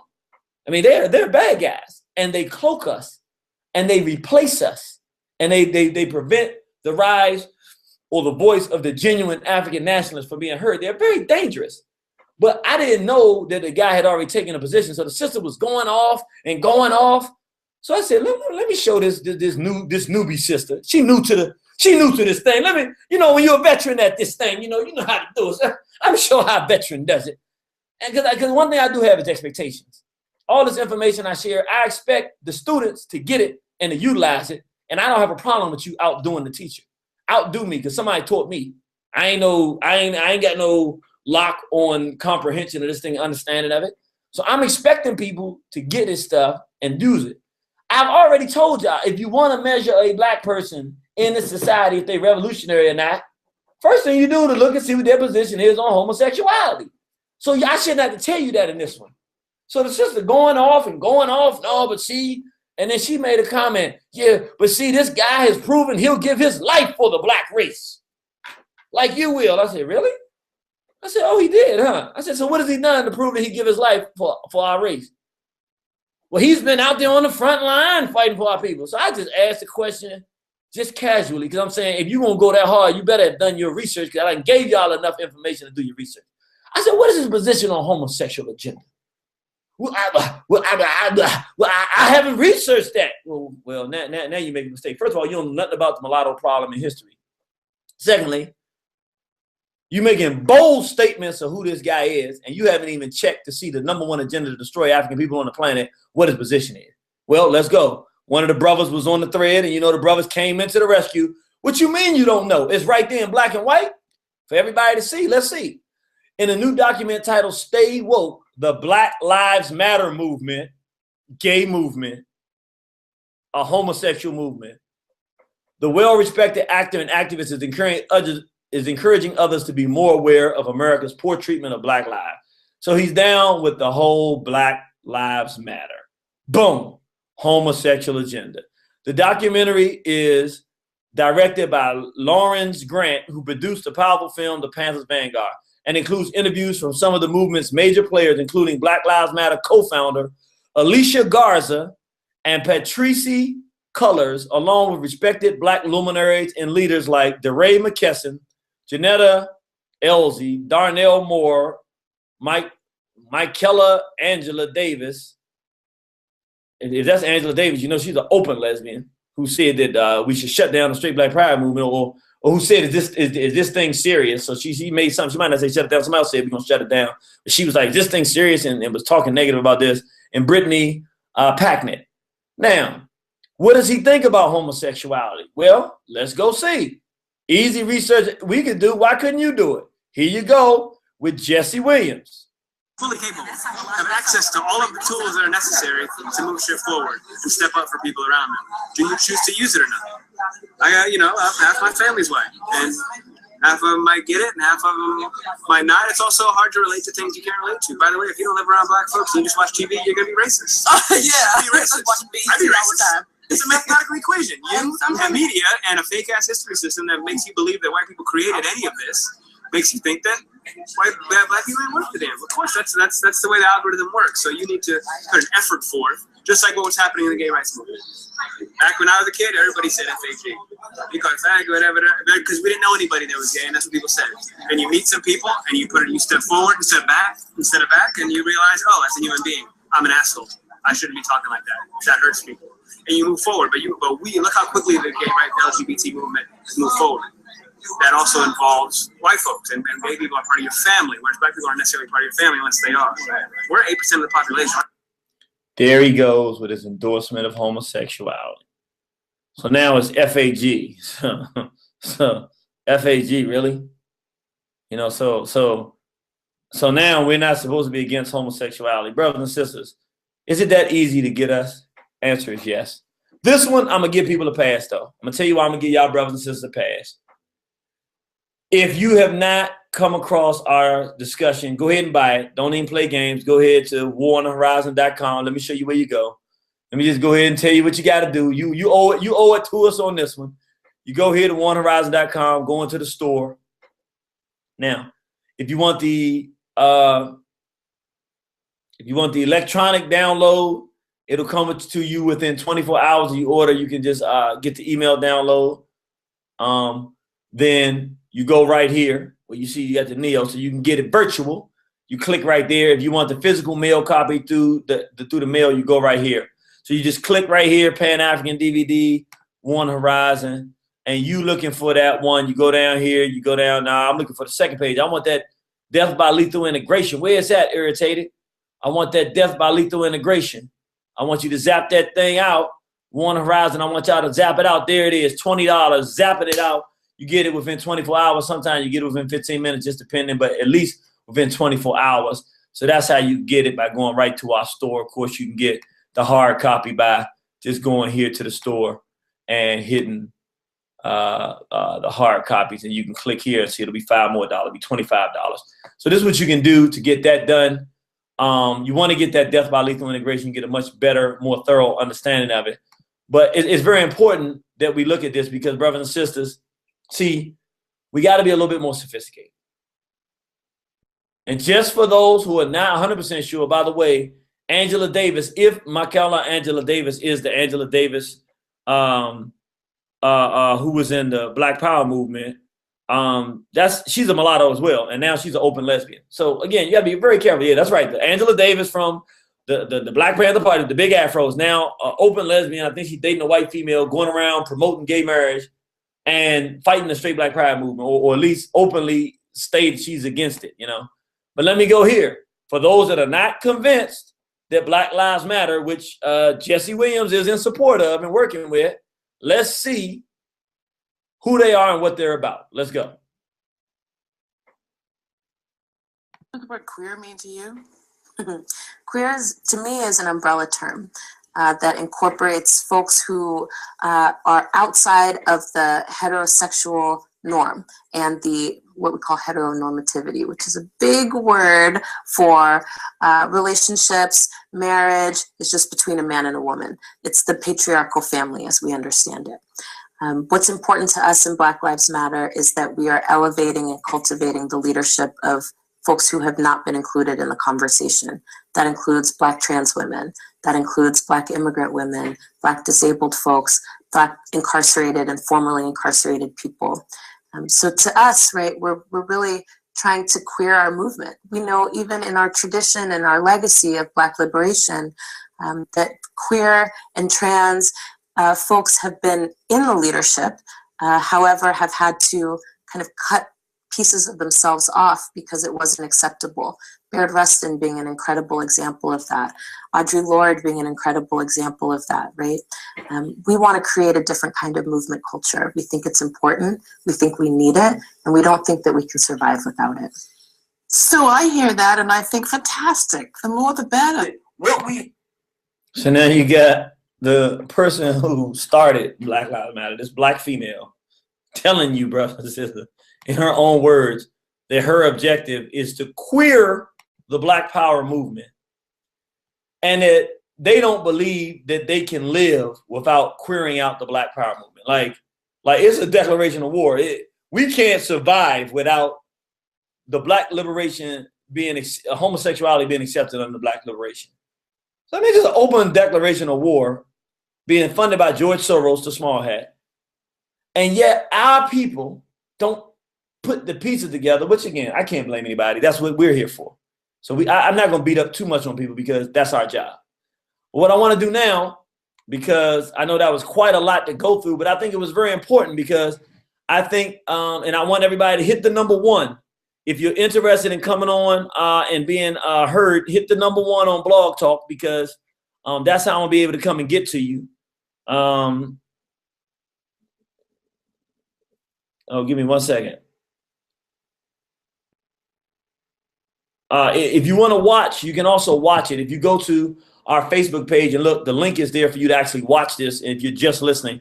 But if you're listening, you can do that as well. Hit the number 1 if you want to speak because we got some calls on the line now. I'm going to go down my line of calls. I'm going to go 5209, 5425, 9749, 3818, 4091, 4263. We want you to come on here and make a comment. And tonight, we're not going off topic. Stay on topic.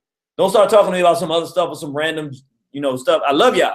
I love to hear what people got to say, but tonight we're gonna stay on topic because this is a powerful conversation and dialogue.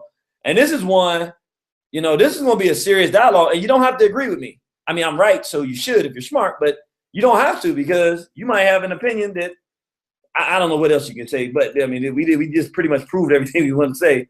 And the guy's promoting homosexuality. So I'm not saying, now let me just say this last thing. People to understand what my position is and what One Horizon position is. But, it is one of those things that this is not anything set in stone. Because Dr. Chancellor Williams made it very clear. There are mulattoes who are going to do great work. Like, good example, Sister Angela Freeman that does the books. I call her sister because our criteria is 10 years of racial commitment, acknowledgement that your white parent is an enemy to our race, and you're with a black mate of the complementary gender. You do that, that is a complementary pass, meaning no, not that you can join the organization per se, but now I can call you black and a brother or sister, as long as all that stuff stays consistent. It doesn't mean that everybody has to agree with that. It just means if you're saying, well, we don't just throw a brother or sister away because they're mulatto, I would say, I would just look at it as a class, they side against us. I'm not looking for no fantastic mulatto saviors. However, there are going to be mulattoes who function more as African people than mulattoes. You don't have to look for them.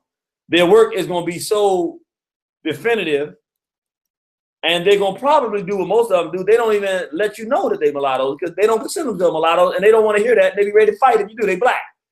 As far as they're concerned, they black, and they don't want to discuss it. But it's important for us to know that this exists. It's important for us to have some kind of standard by which we can hold things accountable, because otherwise we don't have anything, because the race gets destroyed, and it's part of the process. Notice, pay attention. All of the media anchors, before they went homosexual, first they went mulatto, now they're going homosexual. Now they're doing homosexual mulattoes. This is all in an effort to destroy the voice of the black man, destroy the voice of the black woman, only put black feminists / lesbians, and only black in their strength, but never black in the context of their character. And then black males must be either homosexuals or mulattoes.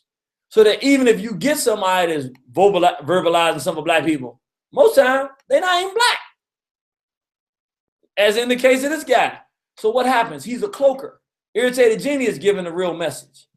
You got Brother Tag giving the real message. Sister Keisha dropping the real science. The master teacher, Astro Quaid, is dropping the real science. Barbara Rudy is dropping the real science that our people should be standing and applauding for.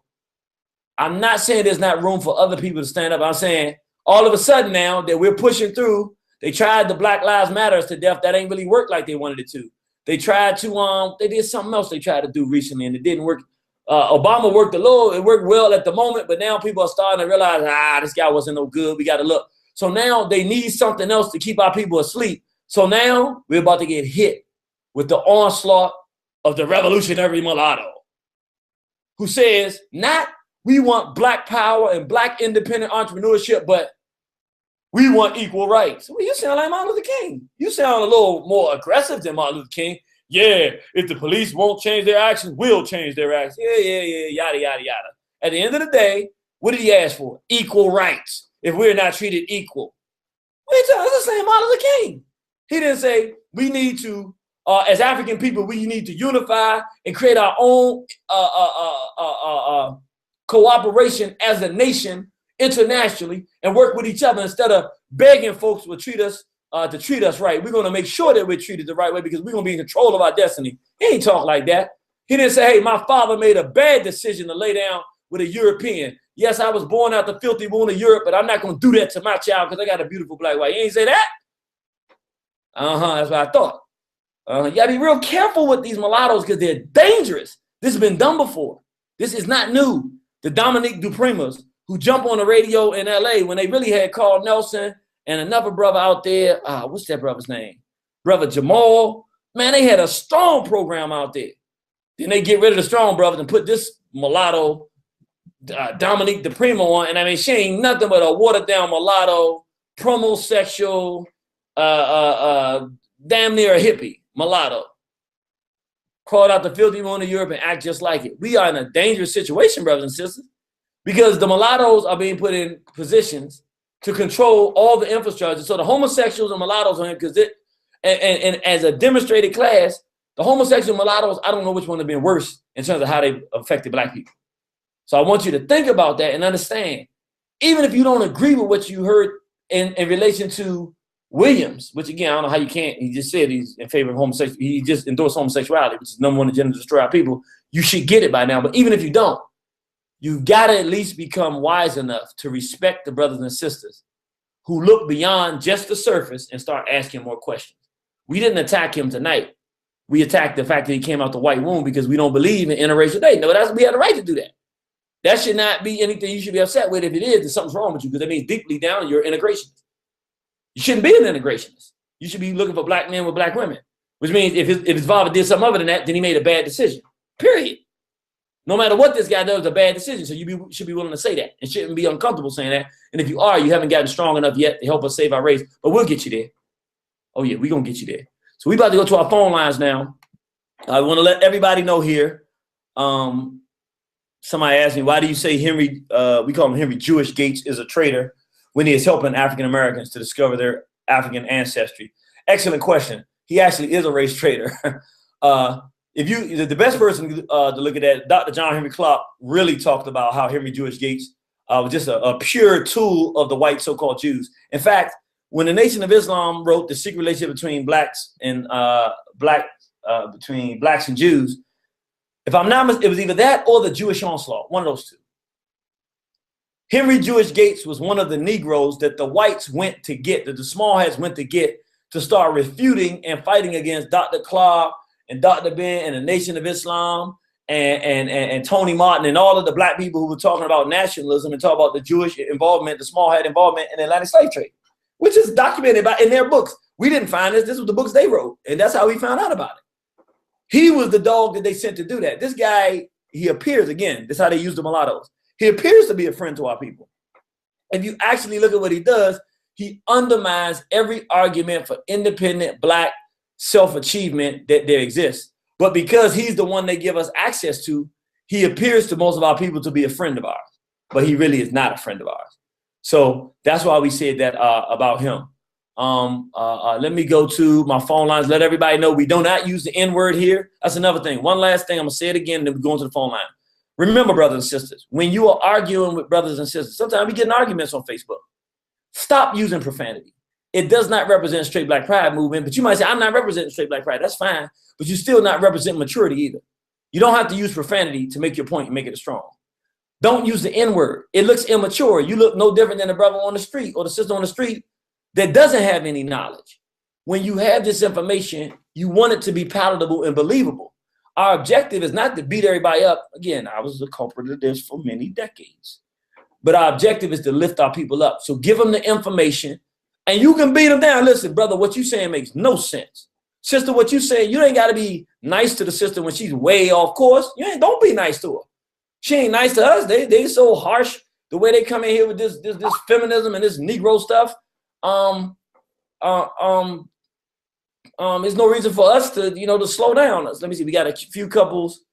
We have and the queues. So what I'm gonna do, I'm about to go to my phone lines again. 5209, 5425, 9749, 3818, 4091, 3263, 7092, 1923, and hit number 1 if you want to speak. We put you right in there too. But first, I'm gonna go to a few of the questions that we have right here on the chat room. One of them, who should the mulatto breed blend with, and where would you like to see their position in today's society? That's a tough question because I'll be honest, I'm not going to marry a mulatto. So that's a thing I wouldn't do. So I don't really want to tell somebody to go do that, but I'll say it this way. There are black people who don't view it this way. The mulatto has defined, in my opinion, if they're a mulatto and they really truly, and I'm not saying the mulattoes are on our side. Remember, I'm saying the vast majority of my enemies, my people, I already know that, so I ain't looking for them. But let's say there's a mulatto who really is truly dedicated to the liberation of African people. Let's say you got an Angela Freeman who, her books, honest to God, I don't know how to raise my children without her books. I'm be honest. In my opinion, she's put in more work than most people I know. I'm just be honest. You can sit here and talk all you want. The books, Angela Freeman's books, go to authorangela.freeman.com. Those books, Sankofa Superhero 1 and 2, and Omar Wally and the Butterfly, and Elijah's Doll. My daughter knows these people. This is why I don't know how to raise my children without them. The work she put in it is incomparable, in my opinion. So the question would be, well, what should a person do? If that person is dedicated to the black race, then they should work to help black people in some tangible way. They should make it clear that they recognize that their white parent is an enemy to our race, and they should marry a person that is black who doesn't feel the way we feel necessarily and will accept them as black. And then they'll have a child that's black, and then they'll keep going and everything like that. That's what they should do. That's what they should do if they really loyal to our people. And they should be vocal about the fact no more intermarrying. Even though my parents did that or interbreeding, if they did that, no more of it. They should be vocal about it, and they should support our position loudly and boldly so that we should have mulattoes speaking out on our behalf. No, Jeannie, I got this one. Listen, I was born of mixed race, and Jeannie talks about the whites, and he's right about them.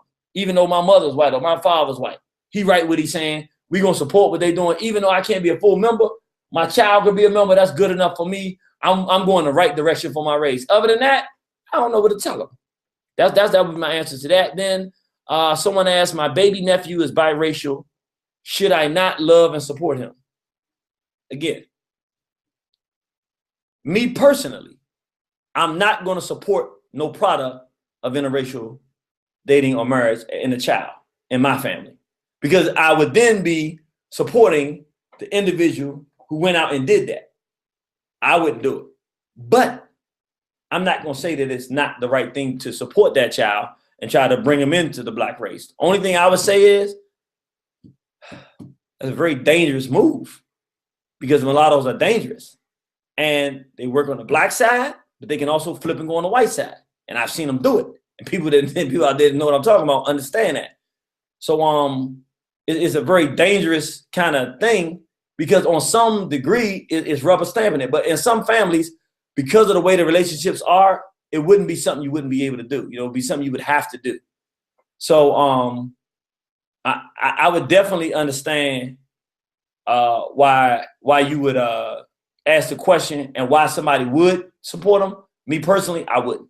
I just don't support. I don't support interracial marriage or the product of it or what happens. Again, if they got 10 years of race work in, they with a partner that's the complementary gender that's black, and they denounce that white parent, and they work has shown for 10 years they dedicated to the race and anti-white and pro-black, then I'll give them a pass to say I can work with them to some degree and you know, and see what's going on. Other than that, mulatto's a mulatto, you know what I'm saying? And those ones that prove themselves otherwise, that's fine. But take a hell of a lot to prove to me. There's only one I can think of right now that's done it. So actually, there's a couple that I know are good people, but there's only one that I walk with. Every time I get in a situation, one of the first people out there to go fight, there she is, keeping it real. So I give her the pass. As long as she don't do nothing that make me not, and I ain't seen her do it, so we good. But I'm gonna stay race first the whole time. That's the way I draw it. The whites, the line is definitive. The mulatto, there's a little bit of difference there, because Dr. Chancellor Williams tells us on some levels, some of them gonna fight as hard or harder than us. So we gotta be, we don't have to. I think it's wise to be open for it to the degree that we open for it, but not looking for it. I ain't looking for them. I'm not looking for the good mulatto. Their work will speak for itself, and this guy's work didn't speak that. So I think that's it. Let me go to my blog talk. Let me go to 5209. Remember, we don't use the N-word here, brothers and sisters. And when we come in order to be heard, you got to say, praise Nat Turner, glory to God, long live the spirit of Dr. Khalid Abdul Muhammad. 5209, praise Nat Turner, glory to God, long live the spirit of Dr. Khalid Abdul Muhammad. Praise Nat Turner, glory to God, long live the spirit of Dr. Khalid Abdul Muhammad. How you doing today? I'm doing good, bro. You got to speak clearly and come on in here and give me some talk, man. It's been a long time since I heard from you. Chi-town in the house. Talk to me. Yeah, I didn't look at the BET Awards. I know people was talking about it. And when they said he spoke, I already knew who he was. But I didn't speak because I already knew he appealed to everybody's emotions, especially black women's emotion state. And everything he said on stage was emotional. And when you listen to the crowd, a lot of people that was cheering when they was black women. And I know you earlier in the show you said David Banner will be at the thing. And I thought to myself, if David Banner was on the stage doing that, or doing that same speech, would he get the same exact cheering from the majority of black crowd? So that's what I felt. Okay. I felt that he appealed to everyone's, mainly black women's emotions. Okay. And he wasn't really saying anything that was concrete built on sound foundation. Okay. I think it's a very valid point you make, brother, and I appreciate it. Good hearing from you, brother. Don't be a stranger, man. Straight black pride, my brother. All right, straight black pride. I'll get that. All right. That's Chi-Town in the house. Now, I will say this. I have a little bit of disagreement because I've heard a lot of people say what the brother said, and I respect everybody's opinion. I actually believe differently. I believe that if a black person who had a black mother and father said the same thing that mulatto said, I believe the crowd would have responded that way because it was just so bold.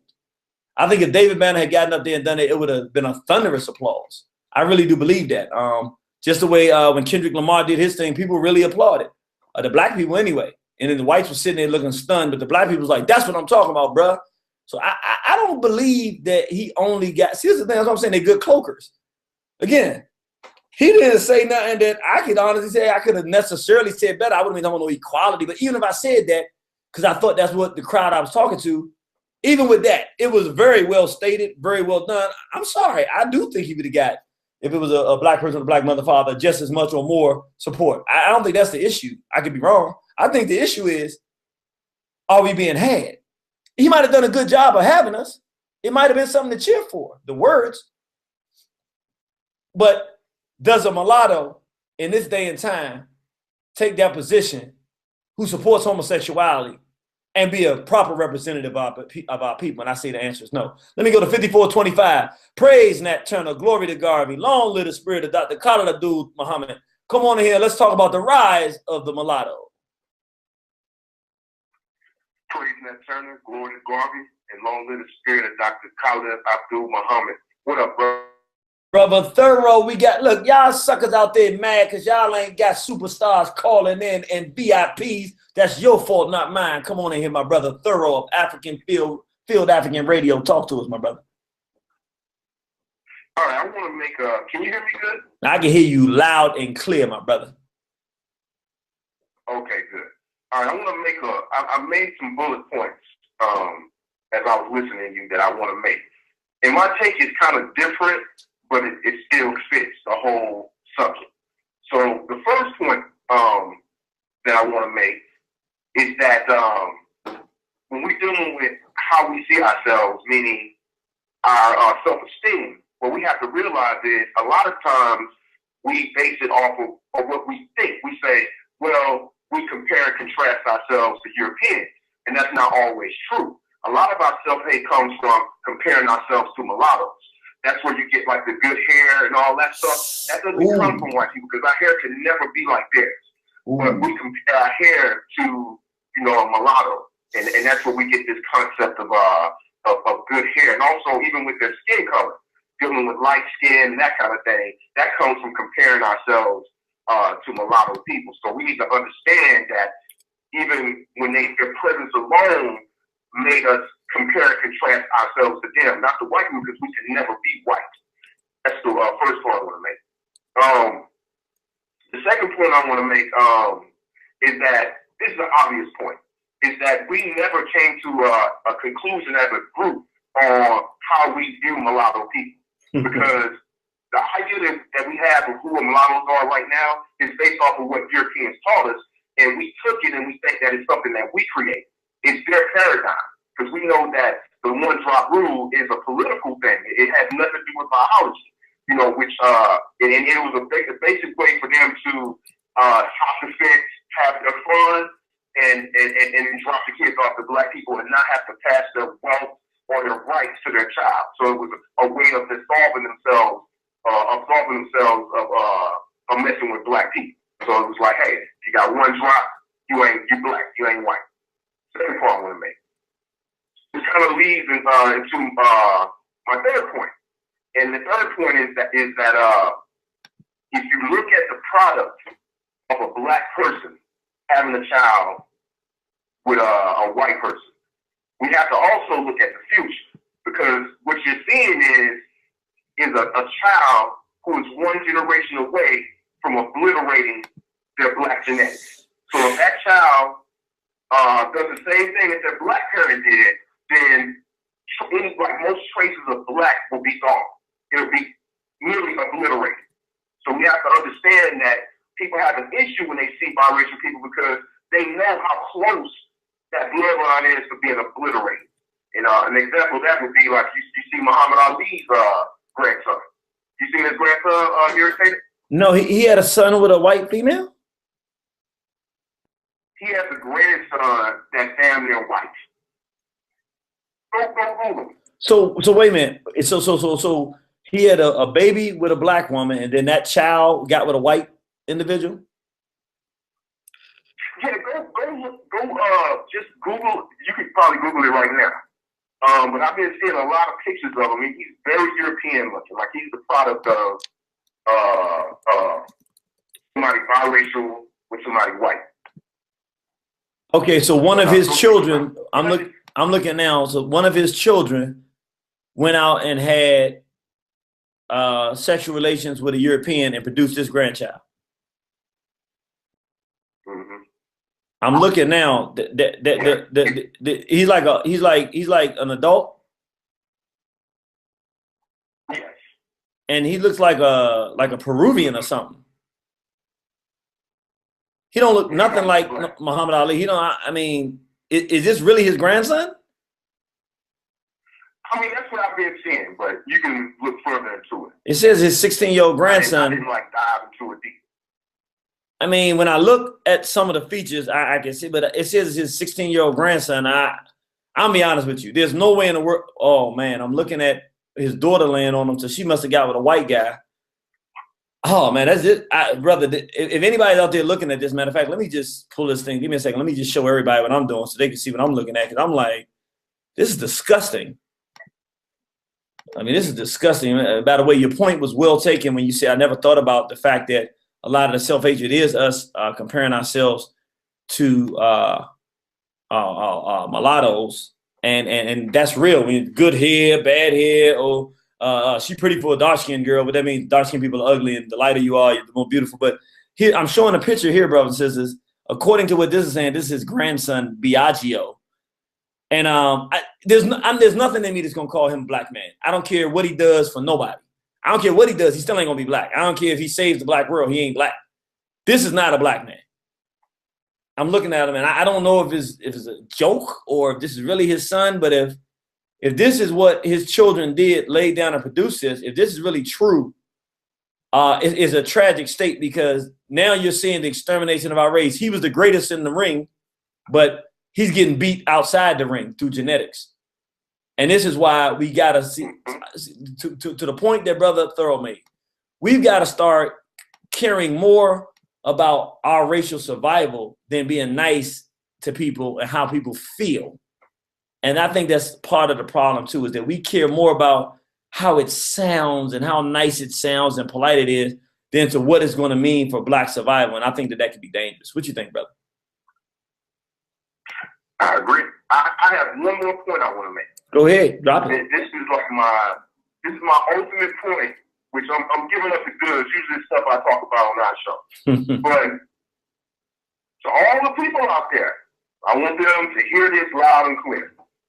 Whenever you say, listen to me closely, whenever you say that the product of a black and a white union is still a black child, what you're actually saying is I am against two black people being together, and it doesn't take two black people to make a black child, so you don't need to be with a black person to have a black child. So you're against black union when you preach that a black and a white person can give birth to a black child. You are saying that black people don't need to be together to produce themselves. That's what you're saying. So you're actually speaking against black union. I'm going to make that last point. Yeah, they're intellectualizing the extermination of our race. No question about it. I never thought about it like that. Exactly. Well, let me ask you one quick thing, man, because I know you got to go, brother. Very busy, man. This brother here, Field African Radio. Tell them when your program is on. Next program you having, brother. It's on Wednesday, and it's African with a K. Field African Radio on Blog Talk Radio. All right. I want you to do me a favor.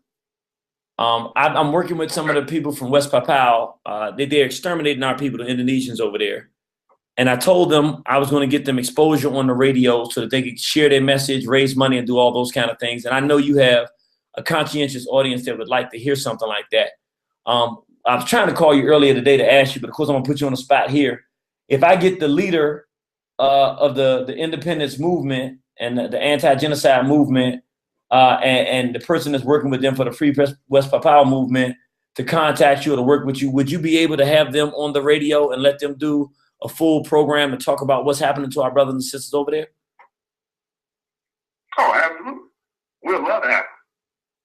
All right, well, we're going to make that happen. I'm going to get that information. I'm going to talk to you, see what we need to do to make it happen. When we can schedule it, I'm going to tell them, and we're going to get that program on your program. All right, my brother? All right. Black Power. Black Power, brother. Straight Black Pride. Outstanding, outstanding. We got a brother here that's doing incredible information for our people. Really, really phenomenal job. Please check out that program, Field African Radio. I'm gonna be honest with you, it's one of the programs that I listen to pretty regularly. Let me go to 9749. Praise Nat Turner, glory to Garvey, long live the spirit of Dr. Khalid Abdul Muhammad. Praise Nat Turner, glory to Garvey, long live the spirit of Dr. Khalid Abdul Muhammad. Thanks for your you, brother. It's been a long time since I've been on your show. Yes, sir. How are you over here in Atlanta? All right, I'm good, man. Come on in here and drop that knowledge, brother. Drop that knowledge. Do we have a crisis now with the rise of the mulatto?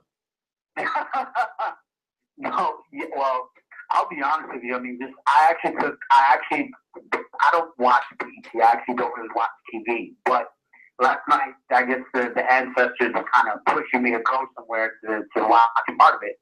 And I saw the speech, and the first thing that popped through my head was Trojan horse. You know, people don't understand how deep this war is, and they're going to go ahead and attack us on all levels. You know, and especially to have major control of the media. I mean, and just to go ahead and just to vent you back on what Brother Farrell had mentioned about Ali's daughter Hannah. She's actually married to a small hat. So that picture that you saw was, I have a picture right now as well. That's actually the product that she had of a small hat Jew. Dang. You know, that young boy is a small hat Jew. He's straight up. And you know, and I've had some people tell me that this gentleman, I don't even want to remember his name to be honest with you. Yeah, he's done a lot for the community. He's done it for people. He's married to a black wife. I'm like, but you still don't get it. The man is still, he could be married to a black wife and still advocate our genocide for the simple fact that he's advocating for Black Lives Matter. And don't forget that Black Lives Matter has pretty much support from a lot of the major media moguls. That's where they're getting a lot of their funding from. So they're going to have a bit of a leverage in terms of reaching out to the audience.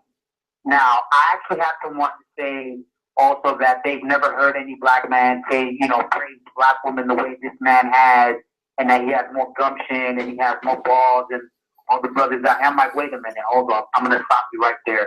I had to mention your name. I mentioned Baba Barudi's name. I mentioned Dr. John Henry Clark. You know what I mean? All the greats. Dr. Amos Wilson. I mentioned all of them. Like, so you don't know who these men are.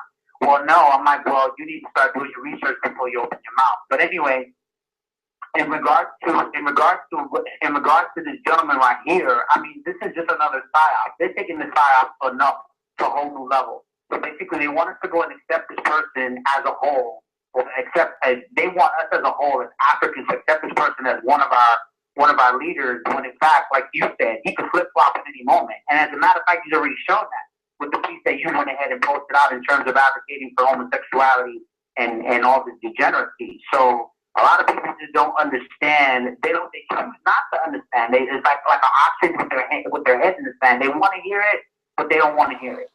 You know, and they're taking it. That show last night, they're taking the attacks on a whole level. And when you mentioned that they're actually trying to destroy the straight Black Pride movement, I think that's going to be the next step. And personally, I think we're reaching at a point where, and it's not out of hate. I don't do things out of hate. For me, everything is strictly business. There's nothing personal. At one point in time, we're going to have to really start shutting out. They would have to prove themselves twice as much than all the other mulattoes who have before in the past, because they're on our side. They're just making it worse for those who are really standing up and fighting, fighting this battle. This is a war. This is an all-out war. And the first aspect of war is take control of the minds of the enemy. Once you take control of the mind of the enemies, it'll be a lot easier to destroy them. And that's pretty much the chess move that they're making right now. So, I mean, you being the general, what's the next move? I personally say start shutting them out, personally. And that's just me. And on that note, I wanted to mention to you also that I'm actually getting, well, not to get off topic, but I just want people to know about this because things are about to get real rough, especially with, let me just on all aspects. I personally say, again, just to reiterate, we need to start setting up a perimeter. That's just my opinion. Okay. You know, this is the PSYOP game is being taken to the next level. Well, let's do this. We need to go and start setting up a perimeter because it's gonna get. I think it's gonna get worse. Well, let's do this. I appreciate it. I got to go to get some more calls, but definitely appreciate the comments, my brother. Yeah, no problem. All right, straight black pride. All right, page your fun. All right. So, what the brother asked was, what is the next move? I would say this is the first next move. Well, actually, the first next move is already done. We have a movement now called Straight Black Pride, which, you know, it blocks out people that make that mistake. So we've already made that move, and then the second move is having the open dialogue, real time. We didn't wait till afterwards, to after everybody came down. Right while you high in love with this, not understanding what this is designed to do to our people. Getting people who are on our side, agreeing that homosexuality is wrong. They agreed with that yesterday, 100% in agreement. Then a mulatto who goes out and gives a riveted speech, but who supports homosexuality, does that. And they fall so in love with him that even when you bring up the fact that he's supporting homosexuality, you don't get them to budge at all. Well, he is doing that, but what do you mean but? Yesterday you were saying we shouldn't be doing that. See, you're not as principled as you thought. Because you know, they got us with this thing where we're looking for this savior that's going to be rubber stamped and big thumbed up by white folks, which is kind of dangerous because it says, you know, and I got to be honest, you know, it comes a little bit with that European education. You start getting that European education and you're looking for a savior that the European has approved because that's what you think it's supposed to sound like, because that's what your education environment tells you. You're not looking for the Garvey. And you're supposed to be looking for the Garvey, the one that doesn't need European approval because he's above the European. He's an African. And it's very, very dangerous. Again, people who are on our side 100%, or we thought they were, or they thought they were. But when the mulatto pops up and we ask a question about it, and then we even bring to their attention that some of the people say, oh man, I missed it. They had the humility. Others, no, because they want to hold on because deep down inside, they're really, really integrationists. And that's part of the problem. Let me go to 4091. Praise Nat Turner, glory to Garvey. Long live the spirit of Dr. Khalid Abdul Muhammad. Praise Nat Turner, glory to Garvey. Long live the spirit of Dr. Khalid Abdul Muhammad. How you doing, Jimmy? I'm doing good. How you doing, my brother? I'm good and well. I just wanted to add a couple of things and quickly, being that before we spoke previously on the show a couple of months back, I said that it's important that we identify people and know who they are and know their history. So with Jesse Williams, he has a history of being outspoken with his tweets. So what he said in his speech is nothing new for him as far as his activism or his level of what he wants to do as far as his platform. And he has millions of followers. So it's interesting that now that he's getting such a big praise for what he's been doing for a while now. So I wasn't particularly surprised by what he said. I just felt that it was kind of interesting, being that he showed that who his parents were. So he made a point to bring his parents to the show. They showed him what his parents were. So now that was, I guess, the mindset for people to see it. Like, oh, I identify him as black, so they see the black father, white mother, or he's black by DNA or whatever. So it's interesting that people say that the actors are speaking up and rappers or entertainers, but when they do say it in their lyrics or in their symbolism, they miss it and they think it's Illuminati and they think it's devil worship, and they back to the Christianized mind as to where they're not seeing their ancient African art into the music and they're not seeing the symbolism. So like people like Jada Pinkett Smith, when she was very vocal about the Oscars, and she was ridiculed by and there's many people when people came against her, but she was calling for him to be into actual plan of action. But wait a minute. I gotta jump in there. Wait a minute. I gotta jump in there. Okay, Jada Pinkett is a perfect example of what I'm talking about, brother. Jada Pinkett and Will Smith, they do more than endorse homosexuality. They're completely in that death style and have raised their children into that death style. So how can you sit here and be so confused to think that Jada Pinkett can be any kind of example? I'm confused, brother. I mean, that's the most. No. Okay. I wasn't done. I was building up to something as far as like it opened up a dangerous narrative because then Justin Timberlake followed up with a couple of tweets saying, "I agree, I'm inspired, we are all one." Okay. So now with that narrative, that's the same narrative of all lives matter, Black Lives Matter.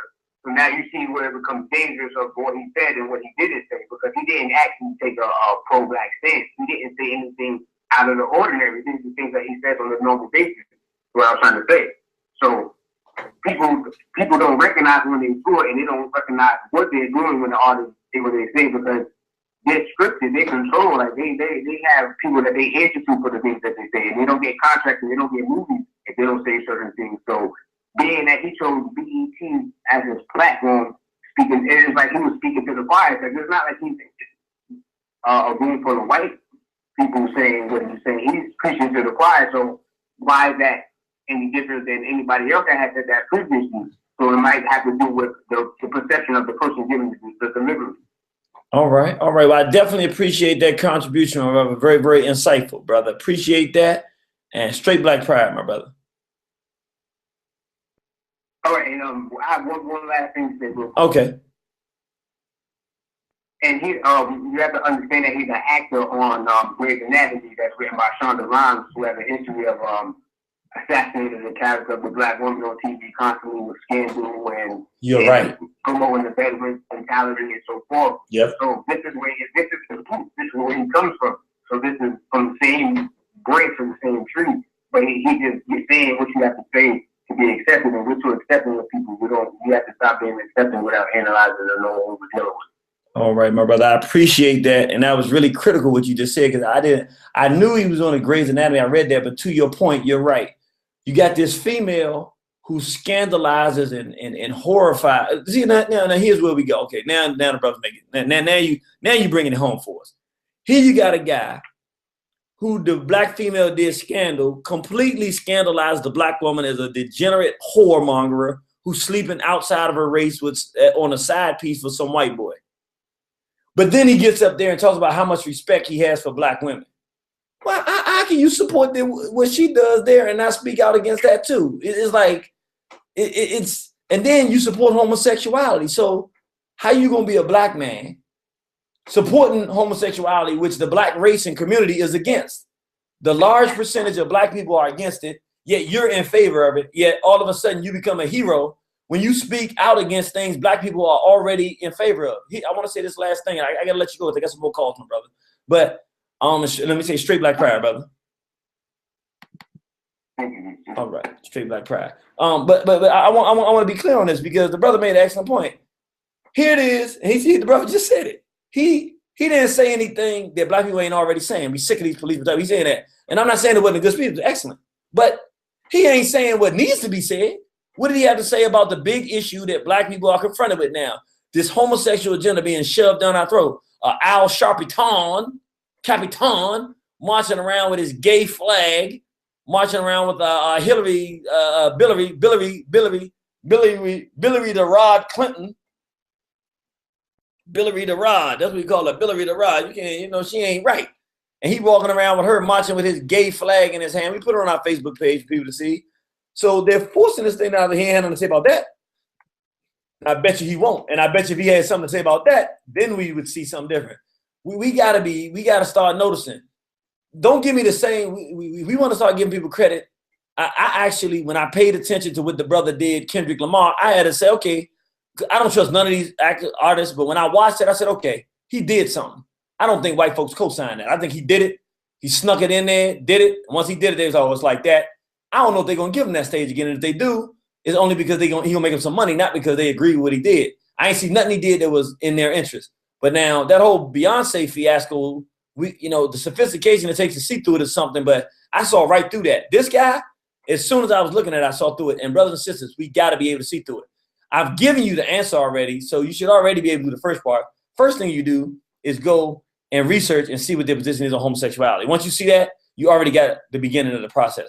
Then after that, because eventually they're going to see that we're not budging on this homosexuality, then they're going to start bringing people in there to give us a halfway answer on that as we keep pushing and winning this battle that we're winning and fighting.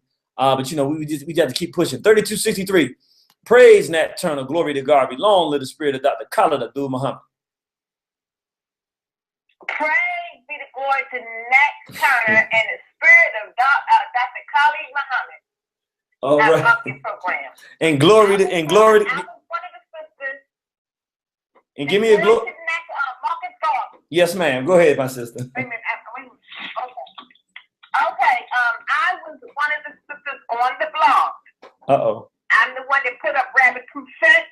Okay. I'm the one that put up what National Geographic said about how we're going to look in 2050. Mm-hmm. And there's a concerted effort to breed us out. Yes. Our people do not understand the art of war, the art and act of war that's been waged against us. And whenever we start a revolution, the Caucasian always brings his bastard children before us to lead our revolution. It's been along with Angela Davis, Elvis Cleveland's wife, now this man. They say those who forget are doomed to repeat. History has a tendency of repeating itself. We got to understand and study our ancestors and the mistakes they made so we won't make the same mistakes again. You have these Johnny-come-lately who ain't been on this lifestyle, life illicit, but a minute, making all these comments. They don't know what they're talking about. They don't understand what's going on. They don't understand cause and effect. If you continue to endorse our genocide, the law of reciprocity is going to deal with you. And that's all I have to say. Matter of fact, I support you 100%. Thank you, my but sister. I'm not going to be nice. Good. I'm not going to be nice to nobody who support our genocide. That's right. I'm not going to sugarcoat nothing. That's you right. Support our genocide, the hell with you. That's right. All right. Well, my brother. Straight black pride, my sister. And let me do this. I want to straight black pride. I want to give everybody permission. Like my sister, I want to give y'all permission. Listen. All I'm saying for my folks, don't use the N-word, no profanity. But when somebody comes in that's wrong and they pushing a Negro personality or agenda and it's to the detriment of our people, I'm not asking you to be nice to them. In fact, y'all know I ain't nice. I don't really, nice people are cool, but they're not the best for what we need right now. We need people that are stern, but also information. See, this sister did not just go in there with words, you stupid. No, she said, look at this. Here's information. Here. So at the same time, she's being strong and stern. She's providing the information for the person. If they're genuine, that person has to look at this and go, wow, I wasn't prepared for this. Wow, I didn't know that.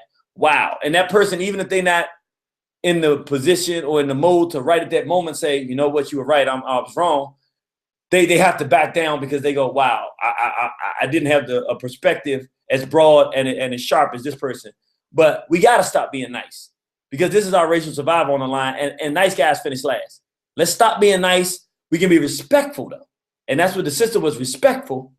And that's all I'm asking people to do. Don't be nice, though. I want to give people permission. Be respectful, always, so that they say these are some respectful, mature people. But we want them to see us as not the nice guys. Some people can have a nice way of doing things, but I want some mean folks. I want some direct folks, because we got to make them know that we're stronger than the Negro. We're stronger than the one that has it wrong. We're more intelligent than them.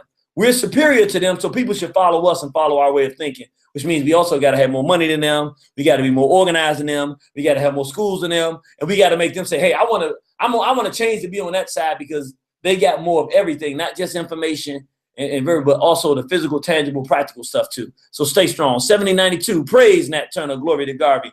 Long live the spirit of Dr. Khalid Abdul Muhammad. Praise Nat Turner, glory to Garvey, and long live the spirit of Dr. Khalid Abdul Muhammad. Good evening. I'm very excited about this program tonight. I've been listening.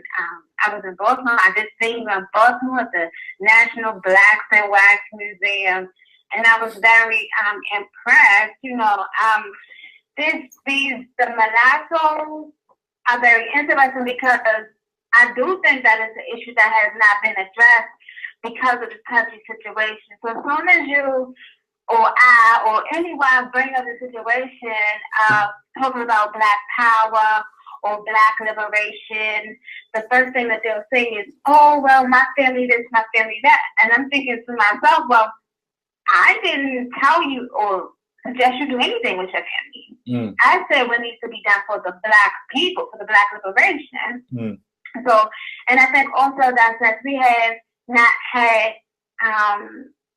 since we are lacking leadership in some people's eyes in the mainstream, that we have accepted and fallen for anything. And that when we listen to that man on television speaking, I'm thinking to myself, what a slap in the face, because we've had so many brothers on the front line who have actually been killed or saying the exact same thing. So I'm thinking to myself, I didn't hear a Black liberation movement. I didn't hear I'm Black and I'm proud, put your fists in the air. You know, I didn't hear, you know, we're going to have to fight back with everything that we have. I didn't hear him say, no, Black people and Black people should be with Black people. I didn't hear anything like that. Like you said, when he said equal rights, I'm like, whoa, what? Equal rights? But then since you went into it a little bit further, as far as the Black Lives Matter and his involvement in his, you know, promotion of it, now I see where it's going. And then we have Al Sharpton out there, like you said, with Hillary, you know, that Ron ain't right Clinton, and he's at the parade, and he has his flag up. You know, I'm like, you know, this man just came out the closet for real. And so did she. So it's like, I'm sitting there and I'm looking and I'm like, okay, so it's all coming together. It has nothing to do with Black people and Black people being with Black people, because as we know, civil rights has nothing to do with Black people. Equal rights has nothing to do with Black people. And when they're speaking about equal rights and civil rights now, what are they speaking about? So I didn't hear any message last night pertaining to Black people. And we need to stop being so desperate and just accepting anything and stop saying at least this and at least that. And if that's the least, then what is the most? How about the most, for Black people, for Black pride? Sister, first of all, is this your first? To all the ancestors. Is this your first time calling? Oh yeah. Yes, it is. My first time listening. Yeah. Let me tell you something. Next time you do this, bring some ice in here, because you dropping fire bombs up in here. I need some ice in this place and stuff. Let me open the back door or something. It's fire up in this camp. Good God. See, this is what I like. What we just see is what I call a balance. The first sister came with the raw sister righteous aggression that was righteous all the way through. You came, it was a softer tone, but it was just as hard. And what you said just now is something that's worth repeating. Brother, this sister said, because people keep saying, well, at least she said, don't give me the least, give me the most. That's how we got to start thinking. See, that's sharp, critical, analytical thinking. I'm not looking for the least. I'm not a beggar. I'm not looking for somebody else. We're supposed to be doing something for ourselves. And he didn't even say anything that pertained to Blackness. And you said something I didn't even pick up. You said, and what I'm hearing you allude to is, I didn't even think of it this way. But all of those key buzzwords he was saying was talking about homosexuals. They weren't talking about Black folks. He might have said Black folks, but equal rights and everything. Today, equal rights don't mean Black. It means homosexual. No. It never meant Black. He got us. He passed that one off on me. I mean, I didn't buy the thing, but he passed that one off on me. He was really using the word Black here and there as a disguise for really a promotion of gay rights. That's really what it was. And accepting the homosexuality among Black people to get Black people on board so that he can take them that direction. Unfortunately, because we're doing this program now, it's going to get exposure. People are going to look at this. They're going to be watching them. And then they're going to say, well, look here, dude. You talking all this stuff, but what about this homosexual thing? We against that in the Black community. And then he's going to be stuck. It's nothing he can say. Because he's already taken a definitive position in his favor. So he can't be on our team. You can't be you a first time caller, but sister, you cannot be a last time caller. This is the irritated Jenny demand. You got to keep calling in and contributing, sister, because that was powerful what you said tonight. Thank you so much. Thank you, my sister. You gonna call back in? Yes, I will. I promise. All right. Well, straight Black pride, my sister. Straight Black pride. Thank you. Now, see, brothers and sisters, that is what a black woman. See, them last two sisters. I'm gonna tell you right now. If our sisters was like them last two sisters, if the bulk of our sisters, if we could just get the information on them and the spirit on them like that, there wouldn't be a black man that wasn't married. Every black man, we'd be fighting to get married. Them the type of women you got to marry, brother. If you ain't marrying a sister like that, something wrong with you. You better go ahead and get you one of them rings. Save up some money, get you one of them sisters like that. Be a happy black man. Even in a world that's committing genocide, we can fight if you got that on your side. Let me go 82, 84. Praise Nat Turner. Glory to Garvey. Long live the spirit of Dr. Khalid Abdul Muhammad. Hey, man, praise Nat Turner. Glory to Garvey. Long live the spirit of Dr. Khalid Abdul Muhammad. Man on fire, always, forever, forevermore, the ancestors. What's happening, brother? Hey, man, come on here. Talk to me, man. Are we having a problem with the rise of these mulattoes? Is this going to be a war? Well, let me just start it off with this African proverb. See, there was in the beginning there was a creator, okay? It was a female. Now she was forbidden to do certain things. She actually went and did certain things against her ancestors' will and way. She had a baby by her actions. She never raised the baby to think like the ancestors was ever was at the way she was taught. So as the baby got older and started finding out more and more about, you know, what he didn't know, he was upset and angry at his mother, understand, and really resented his mother for a long time. Also, by her actions, the ancestors was upset at her for what she did. So now she's rejected.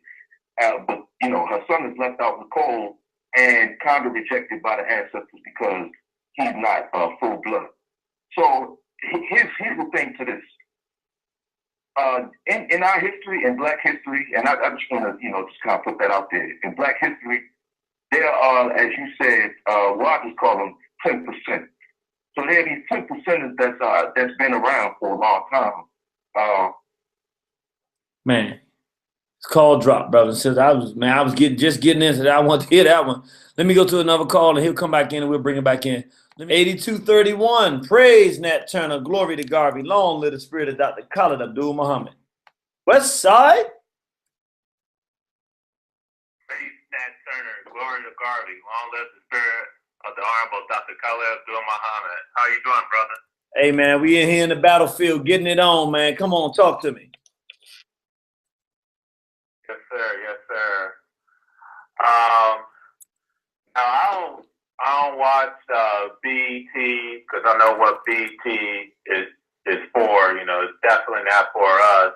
And I ain't know nothing about this Jesse Williams dude until I was on Facebook. I watched his speech and stuff like that. I didn't even know he was a mulatto. You know, and until you said it. But I listened to the speech. I said, okay, he sounds good, but it's something missing because if he's supposed to proclaim he's supposed to be for the people, pro-black and all that, why is he on, you know, why is he still on BET? I mean, if he was really for our people, he wouldn't even be on that program in the first place. That's what I was thinking, you know, and when you added that he didn't speak nothing about the homosexual agenda, that should be a red flag right there, you know. But I didn't know about him being on Grey's Anatomy stuff. I don't watch those white small hat type of shows, you know, because I don't see no benefit of it. But I'm glad you bringing the knowledge to the people, and we all need that and everything. And mulattoes have done more damage than good for our people, you know. And with brother Body Shots, he was talking about Frederick Douglass, how he was a straight up integrationist, and just kind of like destroyed the movement. You know, he got his first wife was black. Then when his first wife died, he ended up with this ugly caucasoid, and this killed it right there. Then, you know, you go to the islands, you know, you got Haiti, then you got the Dominican Republic.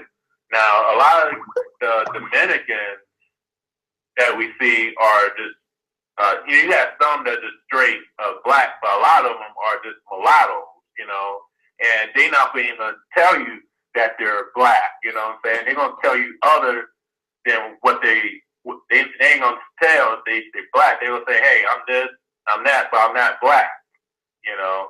We also have to look into that too, you know what I'm saying? This a cluster, you know, and we just got to be on our P's and Q's, and that's all I pretty much have to say. I'm looking forward to seeing you this Friday out at the Cultural Center in Pasadena. Well, look, you're going to see me, and we're going to bring it strong, so we'll see you there, brother. Look forward to it. All right, my brother? Straight Black Pride. Straight Black Pride. All right, all right. We asking a question, brother says, and I'm telling you, I'm going to give you the answer before I even ask it. Are we in a situation where we're under assault and siege by the mulatto class? And I'm giving you the answer. The answer is yes. We're under siege even if we don't see it. And so now we have to talk about it and open and begin to look. What is their next move going to do? They put them in the positions of media. So every time you look at the media, there's somebody that's representing black, talking about black issues, but they're not black. They're a mulatto. They're not even black, but they're talking about black issues. So now we don't authentically get to even speak on our own issues, or they're feminist, homosexual, or lesbian. So now they're not culturally African. So the African perspective, the black man, woman perspective, black man, woman, child, normal African black person perspective is not in existence anymore. This is a problem. Come on, 7851. Talk to us. Praise Nat Turner. Glory to Garvey. Long live the spirit of Dr. Khalid Abdul Muhammad. Praise Nat Turner. Glory to Garvey. And long live the spirit of Dr. Khalid Abdul Muhammad. Peace, warrior. All right, peace, my brother. Come on here, talk to us, man. Are we under mulatto siege, my brother? Well, yes, sir, brother. You already know the answer to that. But you know, the mulattoes is gonna merge. You know, they're gonna join forces with the sexually insane.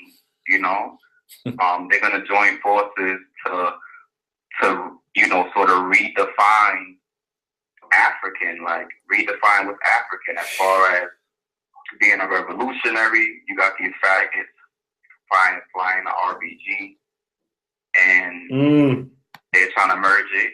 And the mulattoes is trying to act like, you know, that they're coming out with the acting like they're for us. You know, he said something about the value of the black woman, so they're all raising, you know, like because the homosexuality and the interracial is the two, you know, most sickest, you know, sort of genocidal things we could do.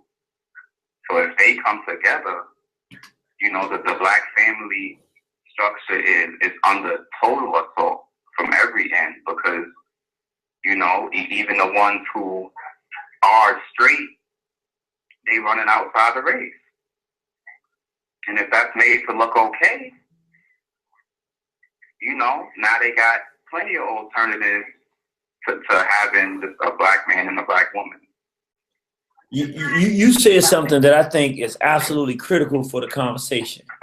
You said that the homosexuals and the mulattoes are coming together and they're re-establishing and defining what it means to be black. You hit the nail on the proverbial head, brothers and sisters. Why have I been so loud about the mulattoes and the homosexuals over the past 3 years, more than I have in the past even? Because now they're coming for our full identity. See, when we got excited about a mulatto being a president and called him black, we didn't understand what we were doing to the mind of our own children. We had redefined what black is, and redefined, like the person said before us, what brother Thorough said, what a black person should do. So if he is black and we praise this mulatto, then our son should go get with a white female so he can make somebody that can be president. That's the message that we are giving our children. We are the race traitors, which is why we now, we gave it to the children. So now we got to take it back. So now we have to first identify the mulatto as an enemy and the homosexual as an enemy and define black. Yes, that's right. We got to do it. And we got to define them outside of us. Yes, sir. You got it. You got it. You got it. You got it, bro. You hit it. I just want to share this meme that I saw on Instagram today. All right. Before I go, it's very disturbing. So on the top, you have a filthy interracial relationship. You know, with a colored man and a white woman, they both holding 2 babies, right? Mm-hmm. It says no one should complain about interracial relationships between black men and non-black women anymore. The bottom half is that mulatto who gave the speech, holding the BET award, and it says black men are out here creating the future Jessies of the world. We need more brothers like him. Now, let me ask you: is that thing? Wait a minute. Is that a thing that looks like somebody's being funny, or is that somebody that's being serious? No, brother. Like, I don't know if you hit to like the whole meme revolution. I am. You know, you see all these memes they make, right? No, this is like no. It ain't no joke. This serious. It's serious. Wow. I'm gonna put it on Facebook and I'm gonna tag you in it when I can. But I'm in Facebook jail right now for calling somebody a faggot. So that's cool. Well, look, we got a new one. We got a new term that I'm gonna unleash to you right now. I'll give you a sneak preview. It's a new term we're gonna use. I want you to use this term because it's even harder than faggot. From now on, we're gonna call all of them homophiles. And it doesn't matter if they're a pedophile. It don't matter if they're a pedophile or a homosexual. We gonna call all of them homophiles, which means we are merging the two things so that it don't matter which one they doing, they get the nastiness of both of those together all the time. So that's just a little one for the for free. Yeah, yeah. And they can't do nothing when you do that. Wow. All right. Let me go into my next call, my brother. Excellent call, my brother. All right. Shout out to United Front too. Always. Straight Black Pride. Straight Black Pride. Shout out to UF. Let me go to 1923. Praise Nat Turner. Glory to Garvey. Long live the spirit of Dr. Khalid Abdul Muhammad. Are we under a mulatto siege? Praise Nat Turner. Glory to Garvey. Long live the spirit of Dr. Khalid Abdul Muhammad. Yes, we are. All right, Jenny, how you doing? I'm getting ready. I'm sitting back in my seat. I'm ready for it. Come on with it. Oh, you ready? You ready? Okay, let me walk you through it. Okay. All right, brother. I heard his speech, so I pulled it up today and watched it on the web, and I was feeling him. He was hitting the point, and then I was sympathetic. Then I saw some posts on Facebook talking about colorism and how just because he light skinned don't mean he the enemy. They throwing up a picture of Malcolm X.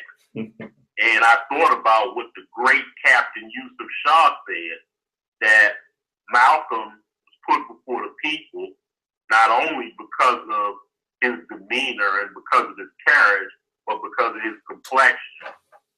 So that had attractive power to attract people to the teachings of the Honorable Elijah Muhammad. So Malcolm was a Trojan horse for us. So I was sympathetic to what Jesse Williams said. But then I listened to you, Jeannie. You had to go to the Bible and straighten me out about the tragic mulatto. I can't argue with the Bible, Jeannie. The Bible, I mean, you're a spiritual man. Yeah, I can't argue with the Bible. And for the rest of those, I'm talking about Chancellor Williams' destruction of black civilization. That's right. Then you went with John Henry Clark. That was a 1-2 punch. But then you had to go rabbit-proof fence on me, Jeannie. Yeah, we had to do it, man. I had to do it. Yeah, I mean, you just lit me up, brother. And I gotta bear witness. We are under a mulatto siege, and we coming out of the malaise, coming out of the hangover from the mulatto president. The mulatto in chief we got in the White House that's bringing in every agenda that's destructive to black people. President that gloats about murder of African people. I'm scared. He's killing all these beautiful people, all these beautiful babies in Yemen, beautiful babies in Somalia. I ain't as pretty as them Somalian babies, so I think he's gonna drop a drone on me. Yeah, they got that pure black, and I'm trying to catch up, and I ain't nowhere near them, and he killing them, so he know he don't care about us. Yeah, so I know I ain't got nothing coming with him killing them Somali babies. Dang. So yeah, we under siege with the mulatto menace, and I was sleeping, but you know. Thank you, brother, for waking me up. Well, that makes me proud, bro, because you a sharp brother. That mean, look, this is one thing that I think is real important. If all of us ain't on the job, because I ain't gonna lie, a lot of times I be sleeping and somebody had to say something to me. So, you know, because what happens is, to be honest with you, this is the way my mind works. Usually I see stuff way far in advance, too far in advance to find a way right at the moment to give it to the people where it makes sense. So I have to find a way to share it where it makes sense, where I can show something tangible as opposed to my opinion. Because if you just your opinion, like everybody got one of those, you know. But sometimes I forget to go back to something because I covered that already, but I might have just said it, but it wasn't tangible. Then somebody got to tap me on the shoulder and say, look, this is the problem right now. And I said, you know what, we talked about it. I said, it don't matter if we talked about it. Let's talk about it now. I did in 2008, I did the death by lethal integration, but that don't mean that right now that everybody has seen that or even remembers that or that it deals with today. So then we got to come back to the situation at the table. So it's all of our responsibility to check each of us, because any one of us could get off and miss. But if we together are looking at African survival and what it's going to take to defend our interests in the 21st century, then we're not going to miss on a whole lot, because everybody, even Bubba Body Shots, checking me on Frederick Douglass. That hurt. Man, I just love going to Frederick Douglass' house, man. But I had to submit to the truth. That's how life goes, man. Yes, sir. All right, yes, sir. Well, appreciate the call. Part of the beauty of your lectures and the things that you do is that you stay current. We go to some lectures and they recycle the same message, but you stay current. But you made a good point about having to reach back to previous material to bring everybody up to date so we can finally get on the page. And because here's the beauty. Once you get people to the point where they got it, like there's a lot of people who was against what we were saying at first. They thought we were talking about light-skinned people. They didn't understand it. Now that they're hearing this program tonight, now they go, I did not know all this stuff about mulattoes. Now that they've seen rabbit-proof fence and all this stuff, they're like, whoa. So now this is not speculation. This is a historical basis of what our concern is. A lot of those brothers and sisters are going to do their own research. And when they look, they're going to go, wow, okay. Then they're going to reevaluate everything and see things differently, just like the homosexual thing. People didn't understand why I was such a threat. Now, there was a time when people were saying that I must be gay because I'm obsessed with homosexuality. And I was saying, no, you must be gay because you can't see this coming. Both of us were wrong. It was, I seen it and I want to help prevent it. When you see it, you're going to feel the same way. I just got, my job is to do my job, which is to make it so that you can see it. That's my job, because I can't really do nothing. But when our people can see it, the people can do it. The people can stop it from happening. The people can say, this ain't going to be pushed on my children. I can't do that. I can just say, look, they're trying to push it on your children. Let me show you. I have to do my job. If I do my job, the people are going to do their job. That's what I believe. And so that's how we got to do it. All right, Yes, my brother. sir. Well, you here in DC, you gonna be at that the international conference with David Banner and the Universal African Dance and Drama Ensemble on the Genie? All right. Yes, sir. All right. We gonna see you in the house. Thanks for the love, Gina. Always. Yes, sir. Straight Black Pride. Straight Black Pride. There we go. 6935. Praise Nat Turner. Glory to Garvey. Long live the spirit of Dr. Khalid Abdul Muhammad. 6935. Going once. Going twice. All right. No sale. 6935. Praise be to Nat Turner. Glory be. Going twice. Praise be to Nat Turner. All right, no sale. Could you turn off the radio in the background? Yes, can you hear me? I can hear you now. Come on in here. Yes, ma'am. Talk to us. And praise be to Nat Turner. Yeah, I've been waiting for about an hour to get on here with you tonight, Jeannie. All right. Yes. Yes, I shall. Turn it down for you. I can hear you now. Come on in here. Yes, ma'am. Talk to us. Okay, so Jeannie, I got a little bit of stuff for you tonight. Okay. First of all, I just want to commend you on the work that you're doing with Straight Black Pride. I think it's amazing. I don't look at you as a Lone Ranger, and I do look at you as someone who is out here that has a voice for our people. Now, I did notice that at the beginning of the vlog, you were talking about how you had this feeling, it was something that you felt about Jesse Williams that just didn't sit right in your spirit. And before you answer the question, I wanted to know, how much did you know of him and his movement before his speech on the BET Awards? Because you brought some very pertinent things to the table about the Black Lives Matter movement, and a lot of people are very ignorant as to the Black Lives Matter movement, who it is supported by, and the other entities that are undergirding the Black Lives Matter movement.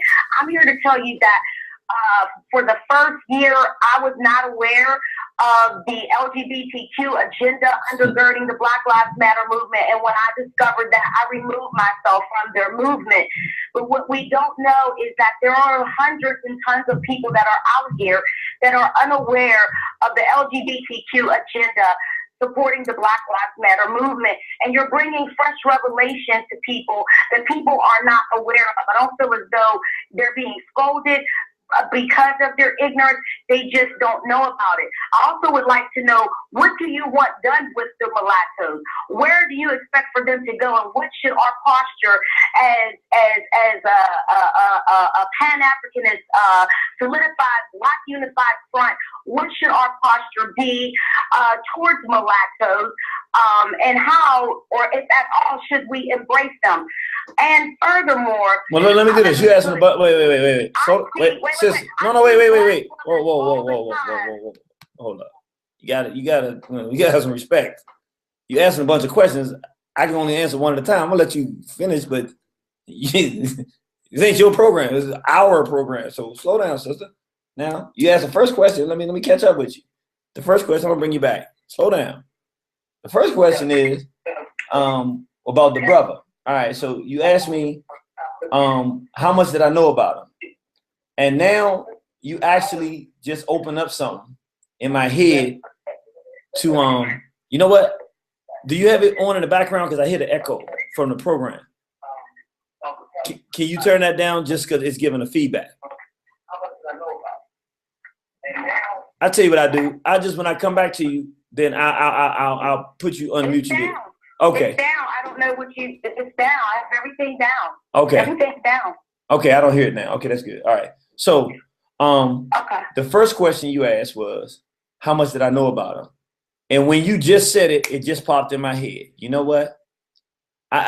Okay, now I realize what it was. It actually was, I was a little bit familiar. I didn't recognize. Okay, there was this thing with these lesbians and homos doing this thing where they were saying, say no, or they were saying something.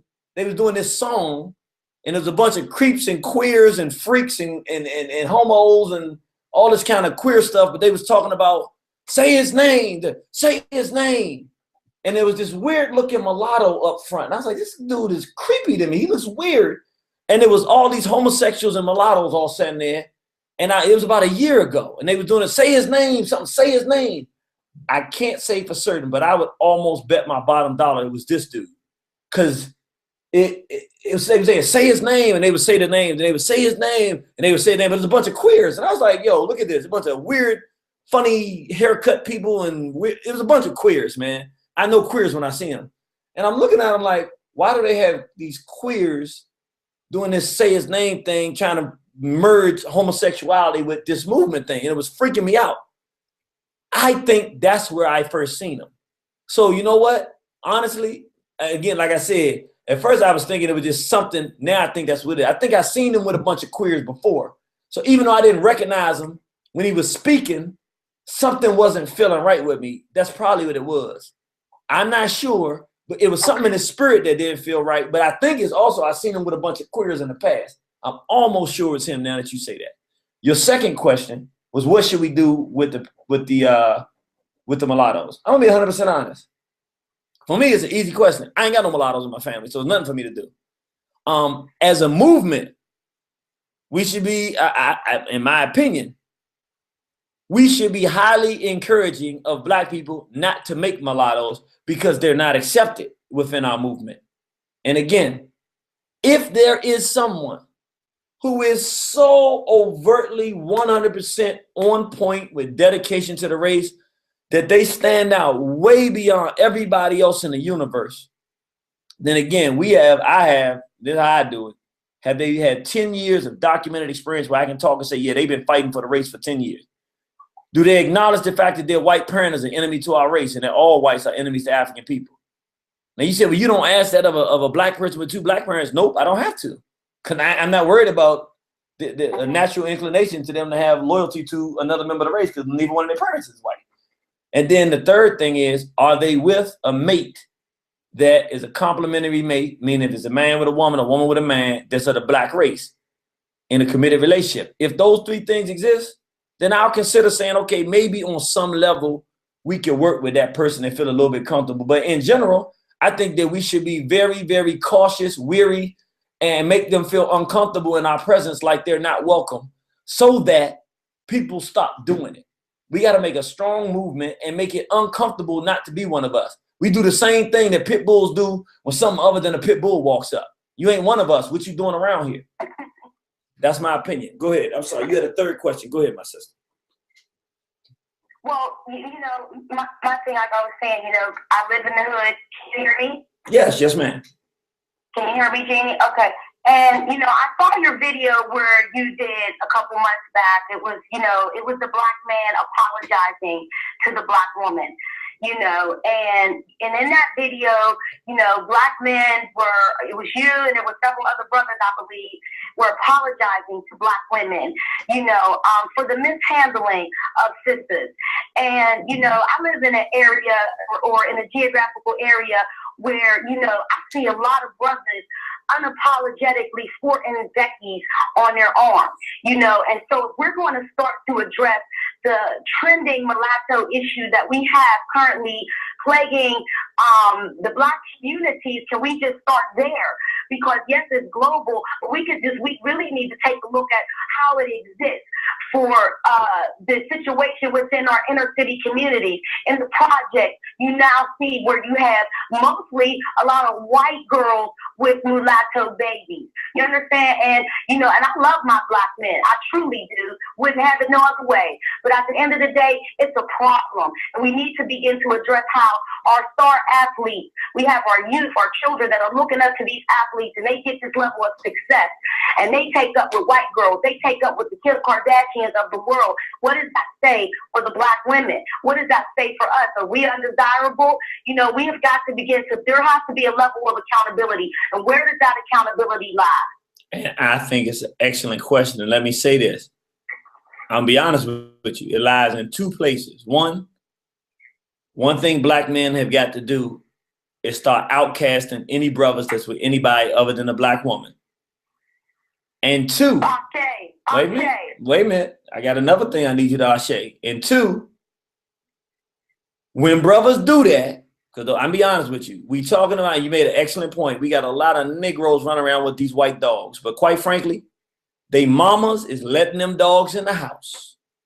So black women need to start being responsible and having some courage and stop being a bunch of chumps and let their sons and her brothers and everybody else know, if you bring one of them dogs around me, I will not be talking to you. I will not be giving you a ride nowhere. You cannot come to the house. You cannot see, you are not part of the family no more.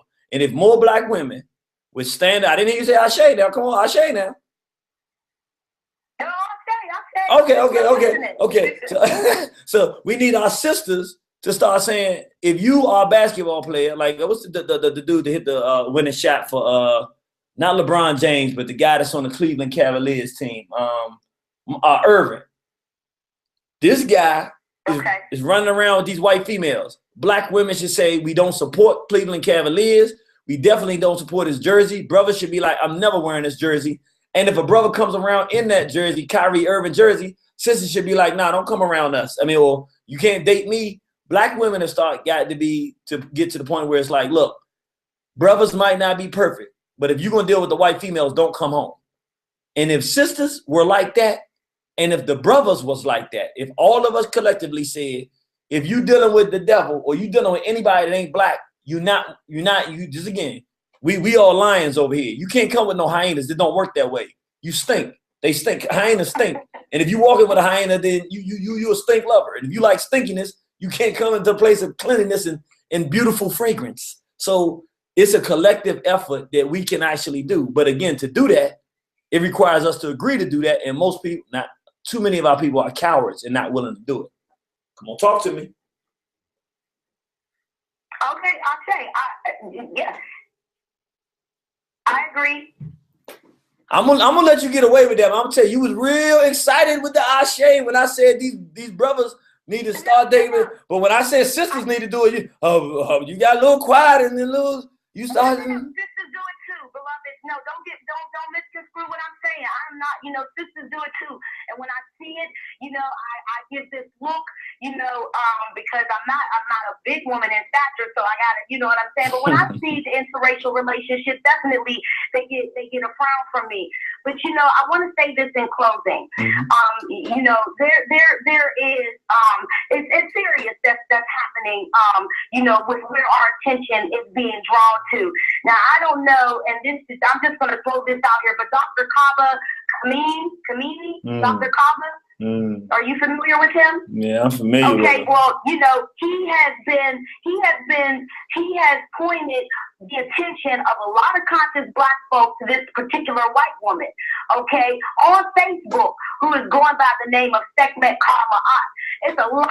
You talking about people following mulattoes. You got a lot of our people on Facebook following this white woman, okay, going by the name of Sekhmet Karmaat, calling this white woman goddess and queen and all of this, and she has been supported by Dr. Kaba. Okay, and so we got some real big fish to fry in terms of where our attention is being drawn to and where we're being led in terms of who to follow, in terms of who's leading us, and who has the truth for black people. Now let me jump in here because this is important based on what you're saying. And this is somebody that was in hidden color. I'm sorry, sister. Let me just jump in here. You probably don't know this. Obviously, you don't. You know who it was that put it out to the world that he is an integrationist Negro for supporting her and brought him the attention to the community that he was doing that. That's us. In fact, we lost a lot of our support because we came out very publicly, even chased him on a few radio stations and confronted him and said, your support for homosexuality in the black community and your support of this Reverend Danny. Now, it wasn't just him, because this Mayat, whatever, white female, her name is Reverend Danny, and she also goes by that name you're talking about. We chased him, Ray Hagen's, Pork Chop, and both of them for supporting this white female that you're talking about. You are absolutely correct. Okay. And quite frankly, our people should not be supporting this integrationist, promosexual, Booker T. Coleman. I don't care how many hidden colors he does. He got some hidden colors of his own supporting this white female, giving her an African comedic name is absolutely intolerable. We agree with you 1,000% and spread that message. In fact, if you go on Irritated Genie Speaks or Irritated Genie, if you go on Irritated Genie online and look down some of our videos on YouTube, you'll see videos where we were coming at him specifically for doing that and have been spreading that message out to our people. So you're 100% on point with that, my sister. Thank you, Jeannie, and thank you for taking my call. All right, thank you. Straight Black Pride. Straight Black Pride. She coming here throwing some haymakers. That's what I like, though. I like the fighters, man. This ain't no nice guy night. This is the fighters night. The freedom fighters coming in here. They gonna fight at everybody. They throw punches at me too. That's all right. I know how to duck and swing back, though. That's all right. Let me go to anonymous call. You calling from an anonymous number. Praise Nat Turner. Glory to God. Be long live the spirit of Dr. Khalid Abdul Muhammad. All right, let me say it again. That's the anonymous call. You going once, going twice. All right, no sale. Let me go to my brother in Cincinnati that always likes him in the trunk. Praise Nat Turner. Glory to God. Long live the spirit of Dr. Khalid Abdul Muhammad. Praise Nat Turner. Glory to God. Long live the spirit of Dr. Khalid Abdul Muhammad. I bear witness there is no other God but Allah. There's no God but He. There's no God but He. Come on in here and talk to me, my brother. Man, I've been saying that for a while that we had a mulatto problem. They started to push back when Obama was coming in. That's why they tried to do it with the mulatto playing sports, but it wasn't as successful. Because you remember Blake Griffin, he was getting a whole lot of buzz. But he really couldn't do nothing but dunk the ball. Then Colin Kaepernick, he got his pub. They was trying to run their circuit, but it just didn't kick on. Because you know that's what people mostly watch is those sports, and then that makes the stake of who the man and if they was there when they was, the political ring is basically rigged. The sports, you gotta be able to have some talent. You can't just be a mulatto and then they can put you in position. They can put you in a position to do so much, but if a mulatto would have took off as far as the sports arena, then I think they would have got a little bit more of what they want. You know what? I think our people are on this mulatto thing. Say it again. Our people are what? I think our people are lost on this mulatto thing. Because if you talk to most of our people, they go by their concept. If you got 1% of black blood, you black. Yeah, and see, I'm gonna say a couple things that you just said. One, I'm keeping it 100% real. I haven't been following sports too much, but I'll be honest. I know that the brother. I ain't got no problem with my brother. What's the brother that leads Golden State?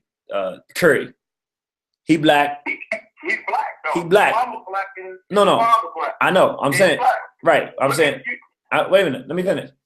I said I ain't had no problem with Curry, but Klay Thompson is a mulatto, and it was starting to get to the point. I ain't even lie. This time I wanted LeBron to win only because I started seeing Klay Thompson had a couple of nice games, and they putting him up there. I said, okay, I don't want this thing to start becoming where the mulatto is starting to take prestige and start pushing his way up front. And here's the messed up thing. Now it's a real balance in trying to figure out who you want to win, because on one hand, quite frankly, the brother from DC, so I like Durant, but particularly Westbrook. And Durant be dressing kind of funny too, but I know he's straight. He just caught up in that stuff. Well, I hope he is, but Westbrook just looked like a straight up front, man. He looked like a lollipop. So I didn't want him to win because I said I don't want a lollipop winning the thing. So I was kind of glad Golden State beat them because I didn't want the lollipop to win. But then it's the mulatto thing too. So I'm like, LeBron really came through. Now if he just don't put on no more dresses and no more wig female stuff, it's a better image for our people. But we really struggling these days, bro. What you think? And there's one more thing I'm going to say too. Yes. Whenever somebody's on TV, if you're on TV, to me, I feel like 99% of the time you're against my interests, you're against everything about 99% of the time. And then that 1% of the time, I feel like they trying to pump up the person so they can display it how they gonna destroy him. Mm.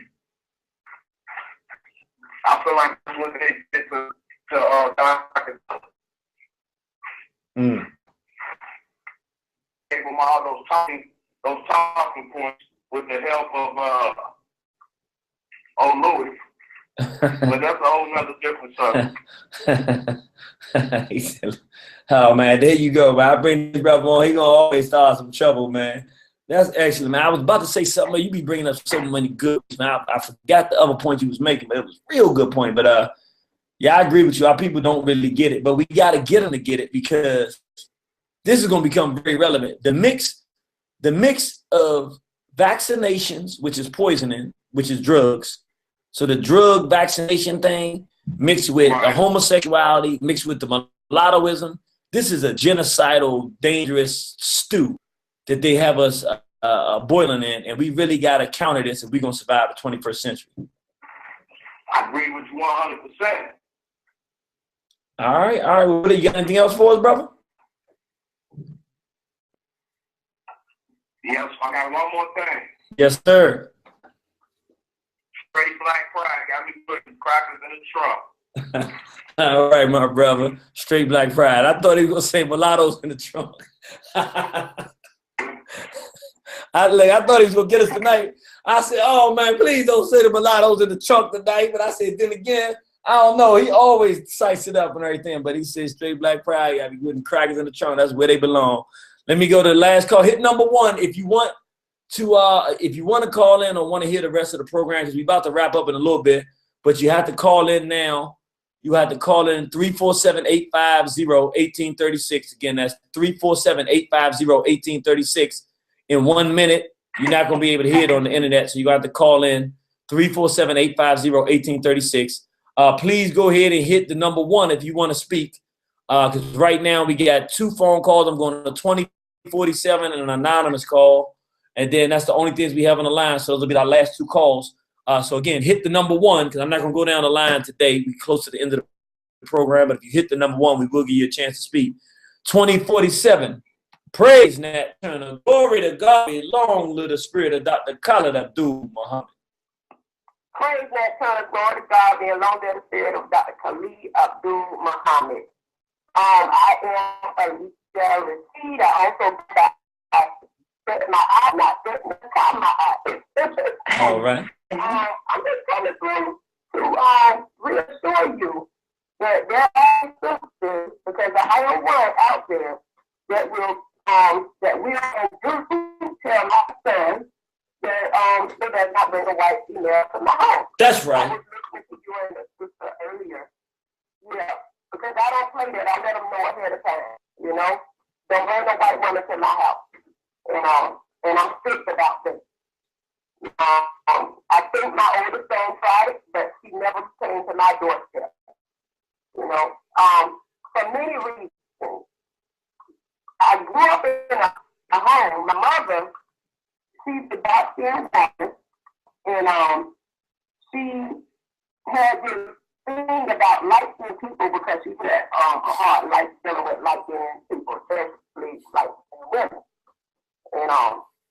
And it's funny how it works because she don't like skinned women and don't like light-skinned women, but like white people. You know, I was the one who always called prejudice in the house, and they kind of laughed about it throughout my lifetime. You know, but to put the icing on the cake, my older brother, that's all he dated. Don't I was cursed. I was used profanity. But those females were allowed to live in our home.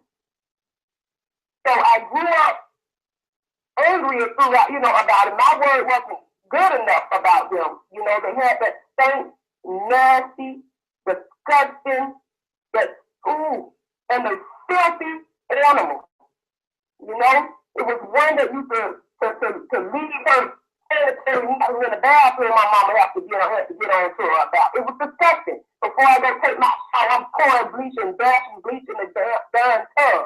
You know, it's disgusting. I don't see how any brother or any sister can lay up with them. How can you lay up with these things and then go have babies with them?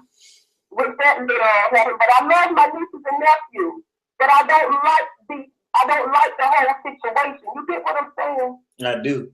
I don't like it, and they mess them babies up. They mess them up bad. They have to really search for their own idea. They don't know who they are. They don't know who they want to be.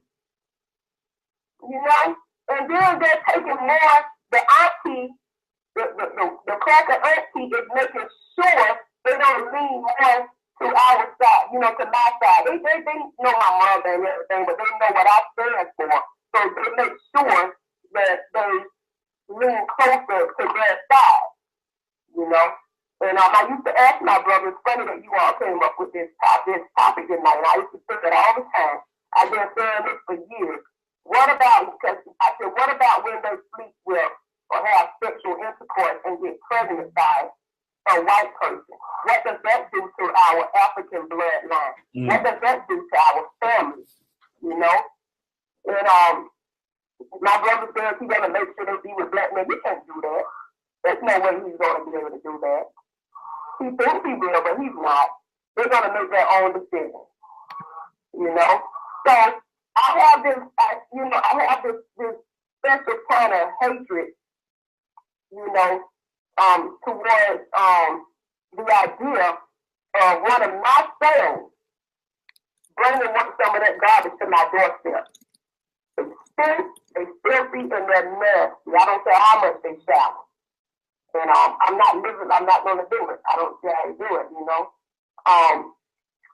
So I just want to reassure you that there is a sister out here that's not going for it. And I will cut them off. Well, after everything that I educate my boys, and after everything they know and everything they've learned about it, and they still get the to bring one of them to my doorstep, I will cut them off. Because in this spiritual, this is a spiritual battle. Just because they are your family doesn't mean that own soul. You know where I'm going with this? Mm-hmm. You know, everything that they're following, everything is going to align themselves and position themselves for what they were for before that real war actually takes place. Let me ask you this. When somebody comes Right. And I think we definitely got your point, my sister. Excellent point. First of all, I want to thank you for being someone courageous enough to do that. If we had more sisters like you, we would have less brothers out here being race traders and laying down with these dogs. But let me ask you this, your honest opinion. Do you think I was too hard when I said if I had mulattoes in my family that I would not accept those children as family? No, you're not being like you're being straightforward. The issue with me is seeing them. I don't know. I guess I allowed myself to get attached to him. And I'm not judging. I'm not making a judgment. It was really just a question. I wasn't talking about you. I was asking the question because being someone who's doing that, I don't actually. It's easier for me to say because I don't have nobody that's done it that I have to deal with. So I'm taking that position because I haven't had to actually deal with it. So I can take that position because I tell a family member ahead of time, if you bring one of them in here, I ain't dealing with it. But I wanted to know your honest opinion, hearing that. And doing it, but I'm not making a judgment on what you're doing because I'm not in that position to make that judgment. I will say this though, it's important that we all have this dialogue and discussion because once we do, at least we start holding people more accountable so we have it happen less frequently. And I think that's the direction that we want to go. And you are absolutely right, and that's I talked to my brother about that, and he said that he's not making any more of them. Well, tell them we said thank you. And that's what I said, because I think I know. At first, oh my goodness, my mother must be listening because she's blowing me up. I know that because nobody in my household, as far as my mother's children, have brought the info like I have. And there's been some bittersweet moments, but they're getting it. And I was shocked when he made that statement that he wasn't going to do it anymore. Because beforehand, he would always say, he was thinking like the Moors, saying that, they're black, you're making them black, and he's paying them back, that silliness. And I told him, I said, how? That's when the discussion came up about what if, they decided to have relations with a white man. And let me do this. I got 3 more calls to get before we get off the line, but I think I think you really made your point very, very well. I want to knock these last 3 calls out, but I don't want you to be a stranger. I definitely want you to call back and continue to do what you're doing and take a position, my sister. We appreciate it. All right, straight black pride, my sister. See, brothers and sisters, that's what we need. If more black women would do what my sister doing and take a position and start speaking up, and men would start taking a position and stand up, we wouldn't have families that wouldn't stand up. People, it's us. It ain't no magic trick that's coming out the sky. We got to start taking positions. I'm going to an anonymous call. Praise Nat Turner, glory to God belong, let the spirit of Dr. Khalil Abdul Muhammad. Are we having a problem with the rise of the mulatto?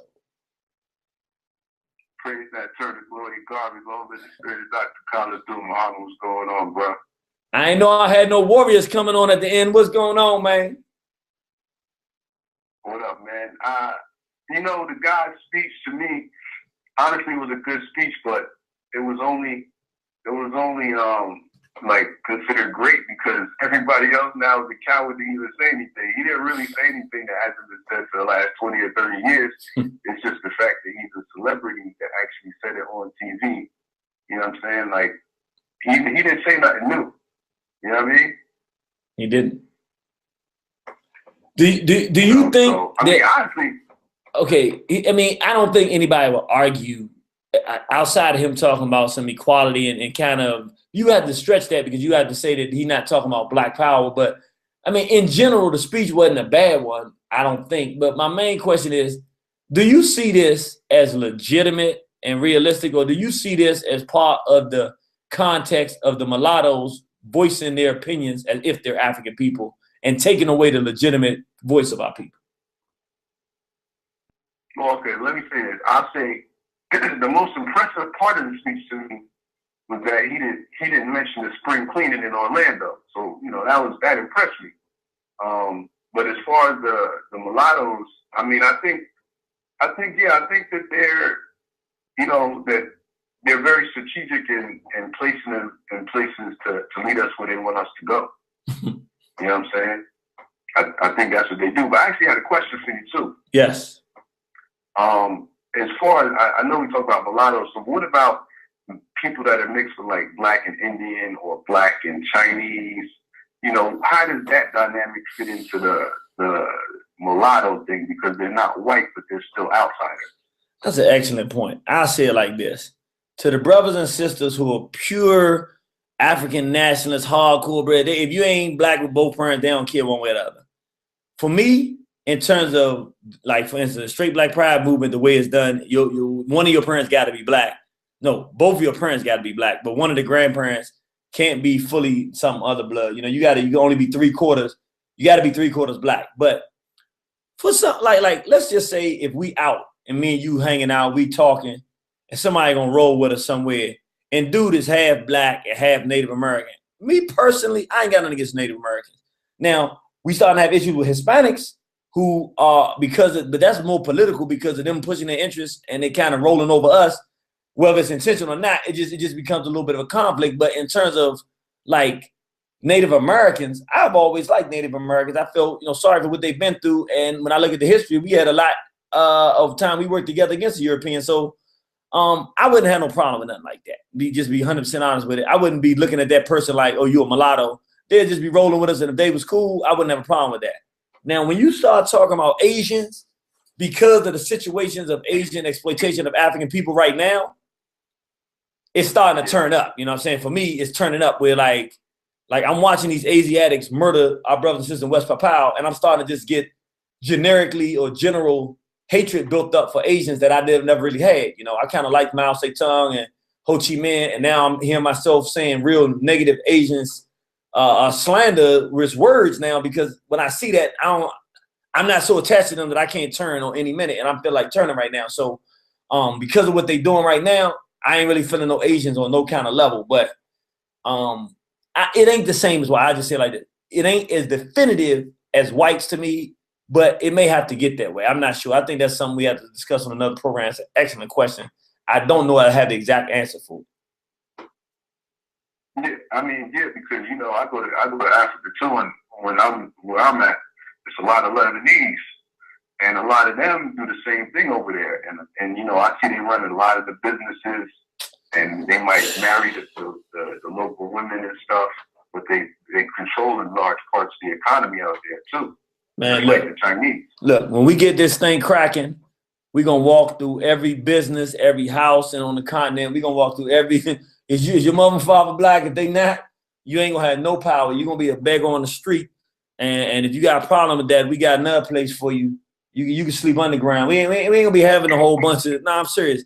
We gotta stop being nice about this. We gotta run these folks off the continent, get ourselves back together, and I think it's gonna happen sooner than later. That's my real feeling on it, man. Yeah, I think so too. I mean, I'm the same way. I draw a hard line with that stuff. Like, I mean, I think in terms of children, like if I'm gonna keep it 100. Like if I had a son and he was with a white chick, you know, like I mean, I wouldn't mess with him, but it would like hurt my heart if my daughter did that. Like, you know what I'm saying? Like, I mean, people might start disappearing. You know what I'm saying? Because like that's too much for me to deal with. My daughter, like, it's like she getting violated. With a white dude, it's like she getting violated. It's like how is she claims she loves it? Like she's getting raped every day. You know what I'm saying? I would literally, like I would rather my son or daughter, either one of them, kill me out of some kind of strange rage or hatred for me, than to go sleep with a devil, man. I would feel like such a failure. I would want to kill I'd rather them shoot me than to shoot me that way. I'd rather them shoot me with a gun than shoot me laying down with a devil. I mean, I really failed at my job as a father, man. Mm-hmm. Yeah, I feel you, bro. That's right. I feel the same. All right, bro. I ain't gonna hold you up. Yeah, all right. I appreciate you, brother. Straight Black Pride. Straight Black Pride, man. Spring cleaning in Orlando. Yes, sir. See, there you go. There they go. See, trying to get me in trouble. I got 5402, then I got an anonymous call, then I got 3971. I do want to say this. I think it's really important for me to say, just so people understand how dangerous this mulatto thing is. The whole government in Angola, the African nation of Angola, from what I'm being told, not only is the president's, I think he's got a mulatto daughter, but the entire government, from what people are telling me, is just mulattoes. They can totally taken over. And they, by the tens of thousands, they got the tens of thousands per year. The Portuguese are moving into Angola. Now, who was it that we talked about that created the Lancados, that did slave trade? The Portuguese. Who are the Angolans letting come in, take over their government? The Portuguese. And when I talk to the people that's in Angola now, they saying the sisters are all, the young girls turning to lesbianism. The whole thing is out of control with mulattoes running the whole society. Brothers and sisters, it's wartime. Let me go to 5402. Praise Nat Turner. Glory to God. Long live the spirit of Dr. Khalid Abdul Muhammad. Praise Nat Turner. Glory to God. Long live the spirit of Dr. Khalid Abdul Muhammad. How you doing, Brother Gene? Hey, man. My man GD, come and holler at me. Yes, sir. First of all, we got to ask ourselves, why is BET, Black Entertainment Network, owned, even though it says Black Entertainment Network, it's owned by Viacom, which is owned by Sumner Redstone, who was born Summer Rothstein, which means he's a small hot. Why wouldn't he give this brother the platform to make that statement? And this brother he's in the Advancement Project, which is a civil rights think tank. The Advancement Project received funding from George Soros and a foundation called TIDE. In 2001, TIDE received about $90 million in funding and awarded $96 million to various individuals and organizations. TIDE has received at least $3.5 million from George Soros. But those are his connections. also we have to look at the fact, like with Black Lives Matter, these white colleges and universities taking down the names of former slave owners on their buildings and statues. Harriet Tubman replacing Andrew Jackson on the $20 bill, the emergence of Donald Trump, this new version of the series Roots and all the other slave movies that they're coming out with. They're trying to fill the atmosphere with this racial strife so they can have something. So they can have something to come on a national platform to justify coming to our communities and taking us down wholesale. Also, the reason why these mulattoes are placed in the position because the dark-skinned black Uncle Tons are so ineffective because they're so zealous in their self-hatred. They don't even recognize that white supremacy exists. When you look at Jesse Lee Peterson, Armstrong Williams, Murray Elders, Clarence Thomas, they'll say, well, racism doesn't exist. There's no such thing. You make an excuse. But these mulattoes at least admit to the fact that racism exists. But even though these dark-skinned Uncle Toms don't believe that racism or want to admit that racism exists, there's one thing that they agree with us on. And you know what that is? What's that? Even though Jesse Lee Peterson and Armstrong Williams, Larry Elders, that would deny racism exists, they will take a stand against homosexuality. So that's the ironic thing about it. Because they're in the Republican right-wing party. But that's all I have to say, brother. Straight black pride. Straight black pride. That's very interesting. Even though Weekon Williams is a punk, a freaky dicky, sloshy toshy lollipop boy. I seen him. I knew something was wrong with the dude, and I didn't know he was a front. Then I seen him in Ben's Chili Bowl one time. This is when he was on WL. Man, this dude was leaned over, whispering sweet nothings to this other dude that was so freaky diggy. I was like, you gotta be kidding me. I knew he was a race trading Uncle Tom, in love with that white boy, racist white boy down in North Carolina, Jesse Helms, but I did not know he was a front, man. He definitely is one. I mean, I seen him with my own two eyes. Then when I asked people around that know him, they said, yeah, he is.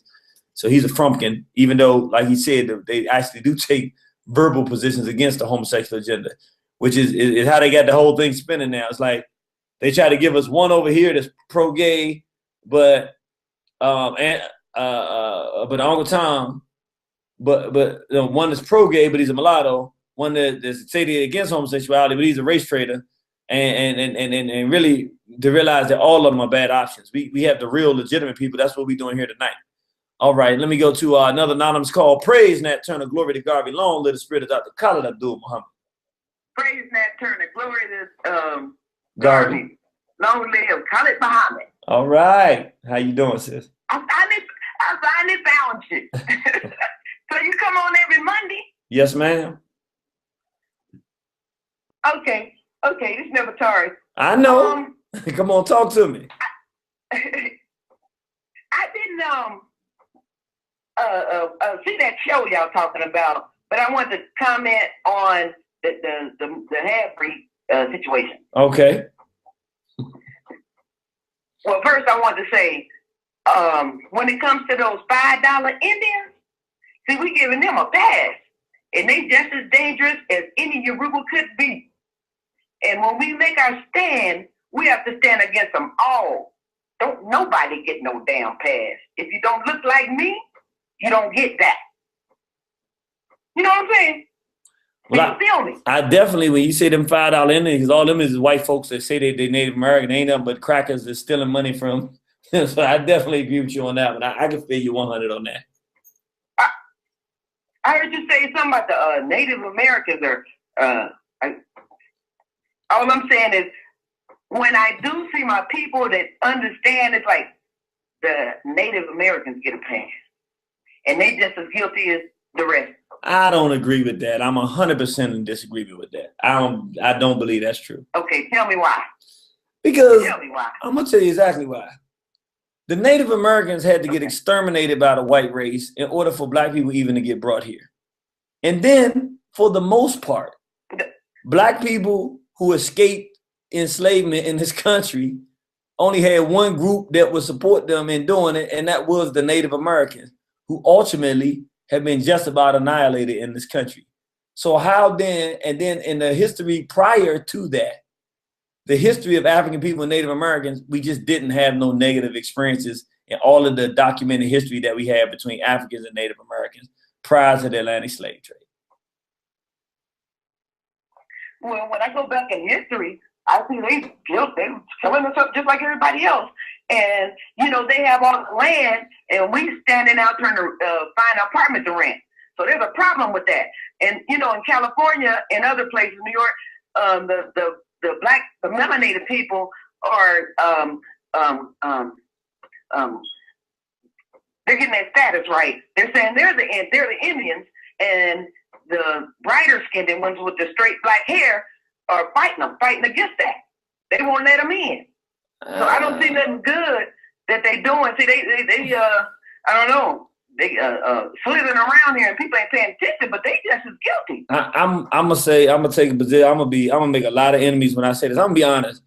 I'm gonna take the side. This is terrible, but look, to be honest about it, before Malachi York and a bunch of these weird folks start coming out talking about the Native Americans never existed, there was really some black people and making up these weird stories, which is just another fancy way of not trying to be black. That's why if you listen to the beginning of this program, we talk about the Moors, right, who did not want to be African, who helped the Arabs and the Europeans destroy West Africa, who didn't want to have an African identity. Them the same ones that showed the Europeans even how to get to the Western Hemisphere and brought the small hats over here because they didn't know how to navigate no waters. I'm saying, right, it's the same thing with this. I don't need no Native American identity. I'm an African. Why do a black person want a Native American identity? Something wrong with that. You don't want to be an African? No, but that's black. That's black. No, they're Native Americans. We was in Africa. We got dragged over here. I wasn't here. I was in Africa. Well, I can't be an African and a Native American at the same time. What I'm saying is, black Indians are black people. If we look back in our history, that's who we were before our identity got stolen. No. I mean, I'm just saying, you know, we Africans. Native Americans is Native Americans. Africans is Africans. Yeah.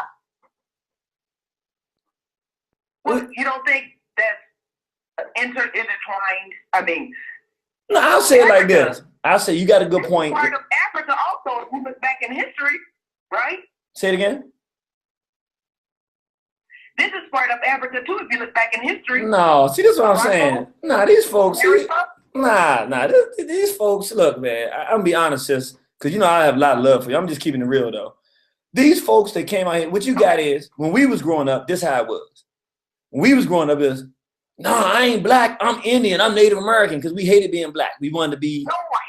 No, wait a minute.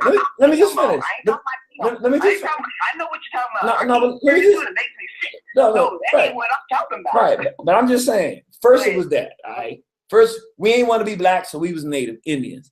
Then, now they got a more sophisticated one. Now it's, I'm still not an African. I'm really the original Native American. What are you talking about? Listen, if I was a Native American, I would start hating black people too. Listen, you're black, you're an African, you got dragged over here. I'm a Native American, I was over here. We had good trade. Look, the Olmecs came, they were African. Ain't no question about that. Get dragged over here though. All of us weren't dragged over here. We were already here. Nah, again, that's a manufactured myth that people been putting out here. This stuff is not true, man. They been making up stuff. I can prove it to you. I can prove it to you. Give me, tell me where to send it to. I got a ton of information. Right, I'll be honest with you. I don't want the information. This is the thing. I have a book called Kabuka that talks about the Atlantic slave trade and the African histories of the world. They're superior to any histories, even the Native American. I don't need to steal their identity. I said it's called Kabuka. Kebuka. It's by Baba Balimu Baruti, the premier scholar of the 21st century.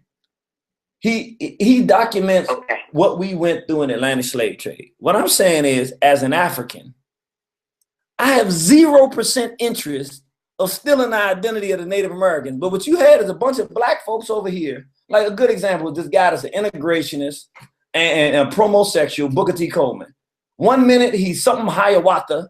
Next minute he Booker T. Coleman. The next minute he Kaba Kameni. Which one is it? Is you Kaba Kameni? Is you Kaba, which is Kemetic? Is you Hiawatha, which is Native American? What's all this mix and matching stuff? It's weird. Look, I'm an African. I have one identity. I come from the African continent. I'm the original people on the planet. I ain't no Native American. What does it make me? That means you an African who happens to have some. Listen. I'm talking about she's blue black, got nappy hair. I ain't talking about no straight hair. I'm talking about she was a Choctaw. Right. So that's what I am. Who my family is. Okay, well, I'm saying you're an African that has some Native American genetic DNA in you. My family got some of that too. I'm still African though. Yeah, man, I'm also African, but I'm also Choctaw. Because that's what my grandma is. Well, look, my grandmother told us about. I'm talking about a blue black sister. Right. You talking about no straight hair people. I ain't one of them. Right. But I'm saying, I'm making it simple. What I'm saying is, I'm an African. I don't need no Native American DNA or no Native American nothing to make me this. And it's insulting to Native Americans because I'm saying it's insulting to Native Americans. I understand why they're upset.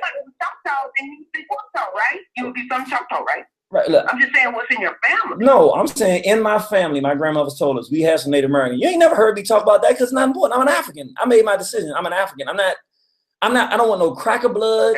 I ain't got no beef with the Native Americans, but I'm not looking for their identity. The reason that they're upset, I would be upset too. Black people hate ourselves so much, we trying to steal their identity. Can we leave them alone? They done already got almost essentially wiped out. Can't they at least have? No, them. That's us.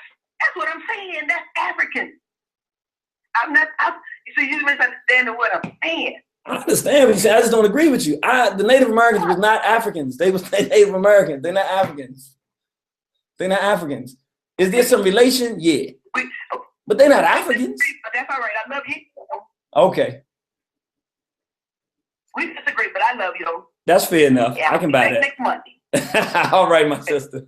Take care. All right. Straight black pride. Okay, let's go. All right. Let me go to my last call on the line, 3971. Praise Nat Turner. Glory to God. Be long live the spirit of Dr. Khalid Abdul Muhammad. Long live the spirit of Dr. Khalid Muhammad. Praise be to Marcus Garvey. And all honor to all the brothers and sisters who was down for our people and our people alone. And Yes, I appreciate that. How I you appreciate doing, you, brother? brother. Yes, sir. I want You to call too. you and let you know, me and my wife Nefertari, we've been observing you continually working. And you always find people working when you're working. That's how you know they're working. Yes, sir. So we appreciate the work you're putting in. And even though y'all disagree somewhat tonight, you really don't. And your work outstands any disagreement. So keep it up, man. Please. We want to encourage you. Thank you. And we're here supporting you as well. And we're spreading the word about your show. That's why you're getting the details and stuff. The issue she's saying is her grandmother was Choctaw for real.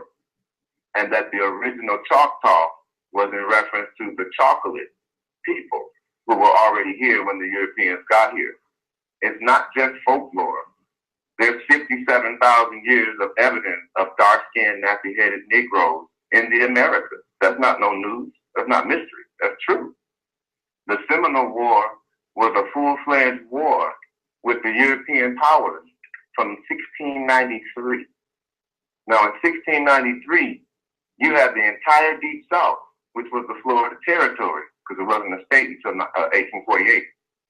So in 1693, that whole South was ruled by Negroes. And they weren't escaped Negroes from ships. They were the Negroes they encountered when they got here. Now, if you Google the last Aztec couple, and this is not about saying we're not African. That's a dichotomy that the European is set up for us to always be at our own throats, because we're the same people. But if you Google the last Aztec couple, a picture will come up of these two melanated, nappy-headed Negroes. The Aztecs were the remnants of Mansa Musa's brother, who came into the Americas in the 1200s. The Africans were already here when the European got here, according to even regular Moorish history. Not only that, they're not the first dark-skinned people with nappy hair that were in the Americas. The first people in the Americas were dark-skinned, nappy-headed people genetically related to the Africans in West Africa, to the Oceanic Negro. Here's my thing, and I don't want to do this. They were all mixed up in Australia. But what I want to do is, what I want to do, the mulatto. right, this is what I want to do, because this is not really the direction of it, and we're not going to agree on this. This is what I'm going to say. We're not going to agree. I hear what you're saying, but I'm going to just be... I'm not trying to get you to agree. I'm getting you to inquire. Right. I'm saying, I'll end it with this. I'll end it with this. Yeah. I'll end it with this. Go ahead. The one thing I want you to look up Okay. is the Aztec Codex, which show a race war that popped off when the European arrived. The earlier arrivals of the white type, straight-haired, $5 Indian type, was at war with the blacks when the Europeans arrived, and the Europeans joined them and conspired to destroy us and took our identity, took our land, and told us they took us from all over the place. Anybody from Africa of African descent in the Americas was people over here who had come on their own before the Europeans. And we were here before the so-called red man. He tells you he didn't build those pyramids. Do the research. We appreciate you, we respect you, we love you, and we support you. We're going to keep supporting. All right. Appreciate the hotel. Straight Black Pride. Well, let me say, we're going to wrap the program up, but I do want to say this. And I'll be honest, this is not my primary place of study of history. So I'm going to say that before I make this statement, because when people try to come up against me on stuff that I know, I'm going to stand strong. So I have to tell you beforehand, when I tell you this is not where my area of expertise is. I will say this. I'll say it like this. I don't really want to know anything different for a specific reason. I'm looking at it from the history, not from people with this new information that's popping up that I have not really seen no credible documentation about. I had never heard Dr. John Henry Clark talking about the Africans were already here in the Americas, except to the degree that the brother that said they came before Columbus, Dr. Ivan Van Sertima. He said we came before Columbus. They documented the Olmec civilization. Africans started that. Well, Africans related, but I'm gonna just be honest and keep it simple. To me, it's not that complex. It's the same old thing that we talked about in the beginning of this discussion, which I really should go right back to in this thing, where he talked about the fact that we ran from our identity so much. Matter of fact, let me go to the page. I want to really read it, because we just read this in the beginning of this discussion. I really feel like we're stuck right here. The third all-important fact was the non-enslavement of the mulattoes and their classification as white Egyptians and Moors. This crucial fact must not be glossed over, as it has been throughout our history. First, because there were many tribes or societies in Africa which were exclusively mulatto, to use the term loosely. Nothing was more characteristic of the mixed breed clans, tribes, or societies than their unceasing efforts to emphasize their separate identity and their constant fear of being considered Black Africans. I want to be perfectly honest. All I hear from the ones that want to call themselves Moors, the ones that want to say that Black people is here and we the real Native Americans, all I hear is the same consistent lack of desire to identify ourselves as African people, which would make our brothers and sisters in West Papua our brothers and sisters. Our brothers and sisters from the Caribbean, our brothers and sisters. Not the Native Americans. They would be Native Americans who had their own history and culture. Yes, we had interactions with them. It's well documented. Yes, we built the pyramids. They physically built them, but we were the ones with the engineering and architecture to build them. So yeah, they might have physically built them. We had the architect. There's no question about that. We had the science. But we travel back and forth across and share the technology. Fine. That doesn't mean that the Native Americans didn't exist. And if I was a Native American right now, I would hate these black people. I mean, I would hate black people because they're trying to breathe and eke out an existence. Let me explain something. Do you understand that I got an article from the Washington Post? It's like, this is ridiculous. This is the Washington Post. These are the crackers reporting this. I didn't even know this now. As I speak to you right now, I got this article here about 10 years ago. They said it was something like 90% of Native American women get raped. So I'm thinking, yeah, that sexual abuse in their community is terrible. These are about white boys because the Native American where they live, that regions that they live in is considered a separate country. So when white boys go there and rape them, unless the police there, which would be Native Americans, do something about it, they can just leave. It ain't no law there. So most of them get raped by white boys. I mean, they just drive in with their trucks, rape the women and drive off. I was like, are you serious? This was in the Washington Post, so these are the crackers that's reporting it. So they just put in a little article and I read it. I said, are you serious? I said to myself, they still going through a Holocaust. So to me, it's a cowardly, backwards thing for black people to do. Why are we scrambling around the universe looking for an identity? We got one, it's African. We got 52 countries. Some of them run by others than Africans, but we can change that.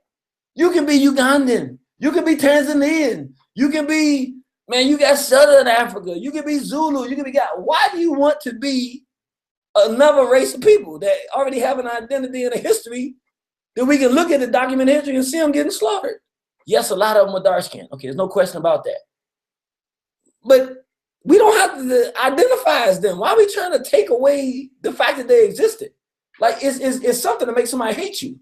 And then again, on top of that, who started this stuff? If you start looking at this pedophile who's locked up for the rest of his life, he's a pedophile.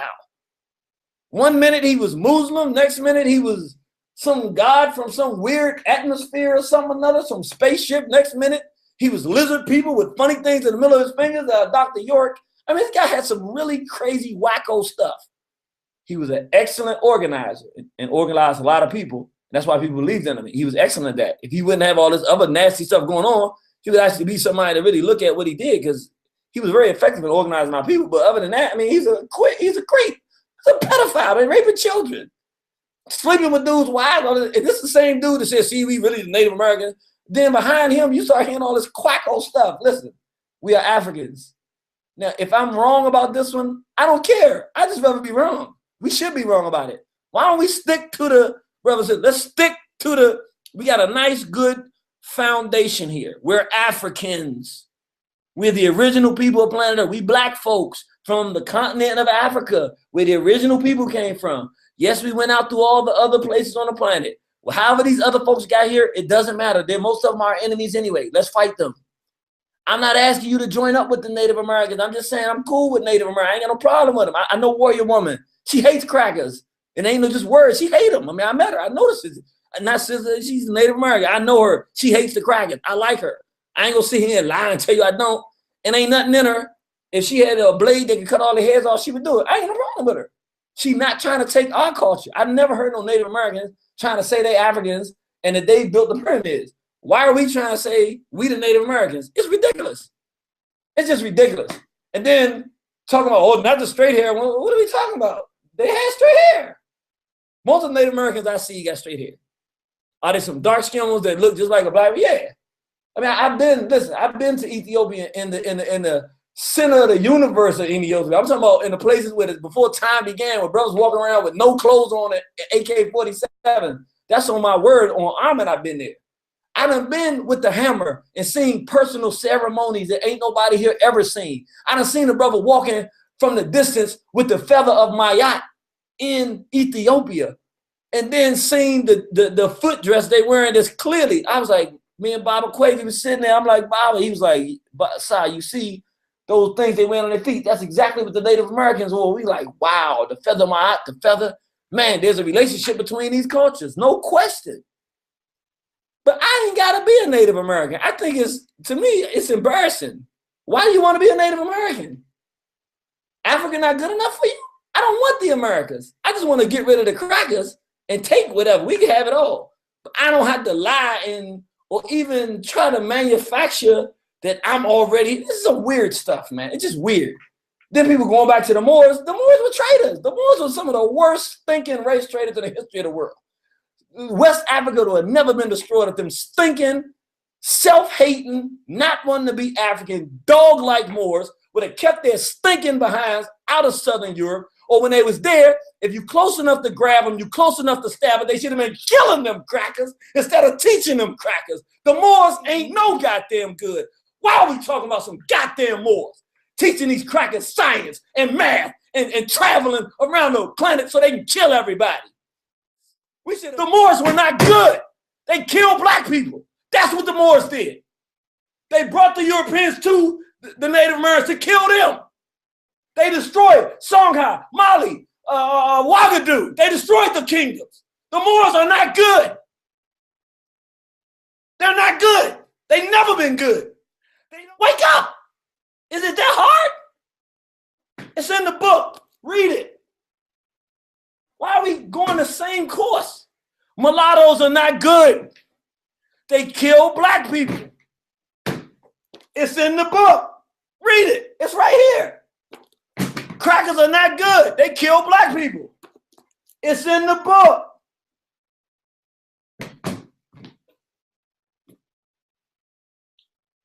Hope you enjoyed tonight's program, brothers and sisters. So I'm going to play a song right now. This is a song that has my brother, brother Bomani Mayasa, who starts it, who's black. Then it has my brother Omawali, who's black. Then it has a Native American, a man Hakoon, and he is it. And yes, he is. His father black, his mother Native American. I'm going to call him Native American. I'm going to play that song to end it off. We should not be fighting on Native Americans. If we got to deal with the Hispanic problem, we got to deal with it. We have our own culture and our own race to save. Please, black people, focus, man. We're going to end it with that. This is Support the Revolution. Harry John Production. Black Power Man Who Rap. Black Power Man Who Rap. I already said that. Yeah. I just need a moment to think and a second to breathe, cause it seems the life that I lead is putting pressure on me. I done made some bad decisions, but I'm focused on winning, trying to pitch the whole nine, getting stronger every inning. Behind a few runs, but I was told from the beginning, don't you ever lose your confidence. Swing for the fences, gotta know your role, play every position, listen to your coach, and play within the system. But more f the system, cause the system got rules to give advantage to the home team, so you always gonna lose. When you feeling broke, you gotta have the proper tools to run up on a Jew, take his wallet and his jewels. I hunt you like a wolf, cause you ain't dealing with a fool, cause I know who got the money, and money buys food, and money buys the weapons when it's time for us to duel. But for now, I play it cool, stay in the books like school. I'm a man with honor, not a crook like you. Don't confuse me with another, I ain't shook like you. 2 daughters, that's my heart and my soul, and my ultimate goal is to get free. Trigger fingers are fold, your best bet is to leave us alone. Desert Eagle is chrome, while you reaching for the stars. Bullets reach for your dome to get grittier. Spit nasty ass chlamydia, you idiot. Spray up your neighborhood with 50 shots. United we stand, divided we fall. But either way, this white man plan to body us all. Put my life on the line every time I record, because there ain't no Pro Tools or microphones in the morgue. So I spit it how I live it. Middle finger to the critics, or anyone who think that what I'm spitting is a gimmick. I teach it and I give it to my seeds. There is no limit. What I will do to protect them for their freedom, you'll be finished. I'm a menace every time I spit a sentence. Surgeon, not a doctor. Hospital, not a clinic, is what you gon' be needing when I take it past the limit. Throw my weight into my hooks, punch lines, then I pivot. Every single lyric, that black warrior spirit, let you know it's freedom or death, and I ain't trying to hear it. Anything less is confusion, so I only drop the kind of music that supports the revolution. They say it takes a minute to pray and a second to die. I see so many Africans with death in their eyes, praying to the wrong God, and why they get no reply. I'ma get mine while they wait to get in the sky. Ever since I elevated, I ain't need an elevator. Took me 20, I'ma show you how to take 10 to make it. Each reach, teach, that should be the custom. Willie LYNCH taught us not to trust us. Do you still trust them? Still lust them? You're still a Christian? You're still a Muslim? Well, look within, you find a temple holier than anything with so much potential. No book building pope nor clergy can never supersede the energy which is lurking. To activate it, practice patience, having faith in self. Build confidence so we don't have to wait for help. Man of integrity, no switch sider like you. Speaking from the soul, no rider like you. 2 C's, that's my heart and my soul.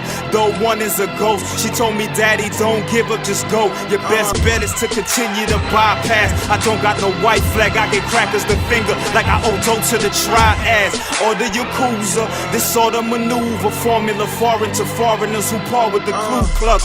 What a freight train to your mainframe. Saying grace to Salat, slave name to slave names. Problems stay the same, man, till it get hot. Living check to check like I worked in the Nike sweatshop.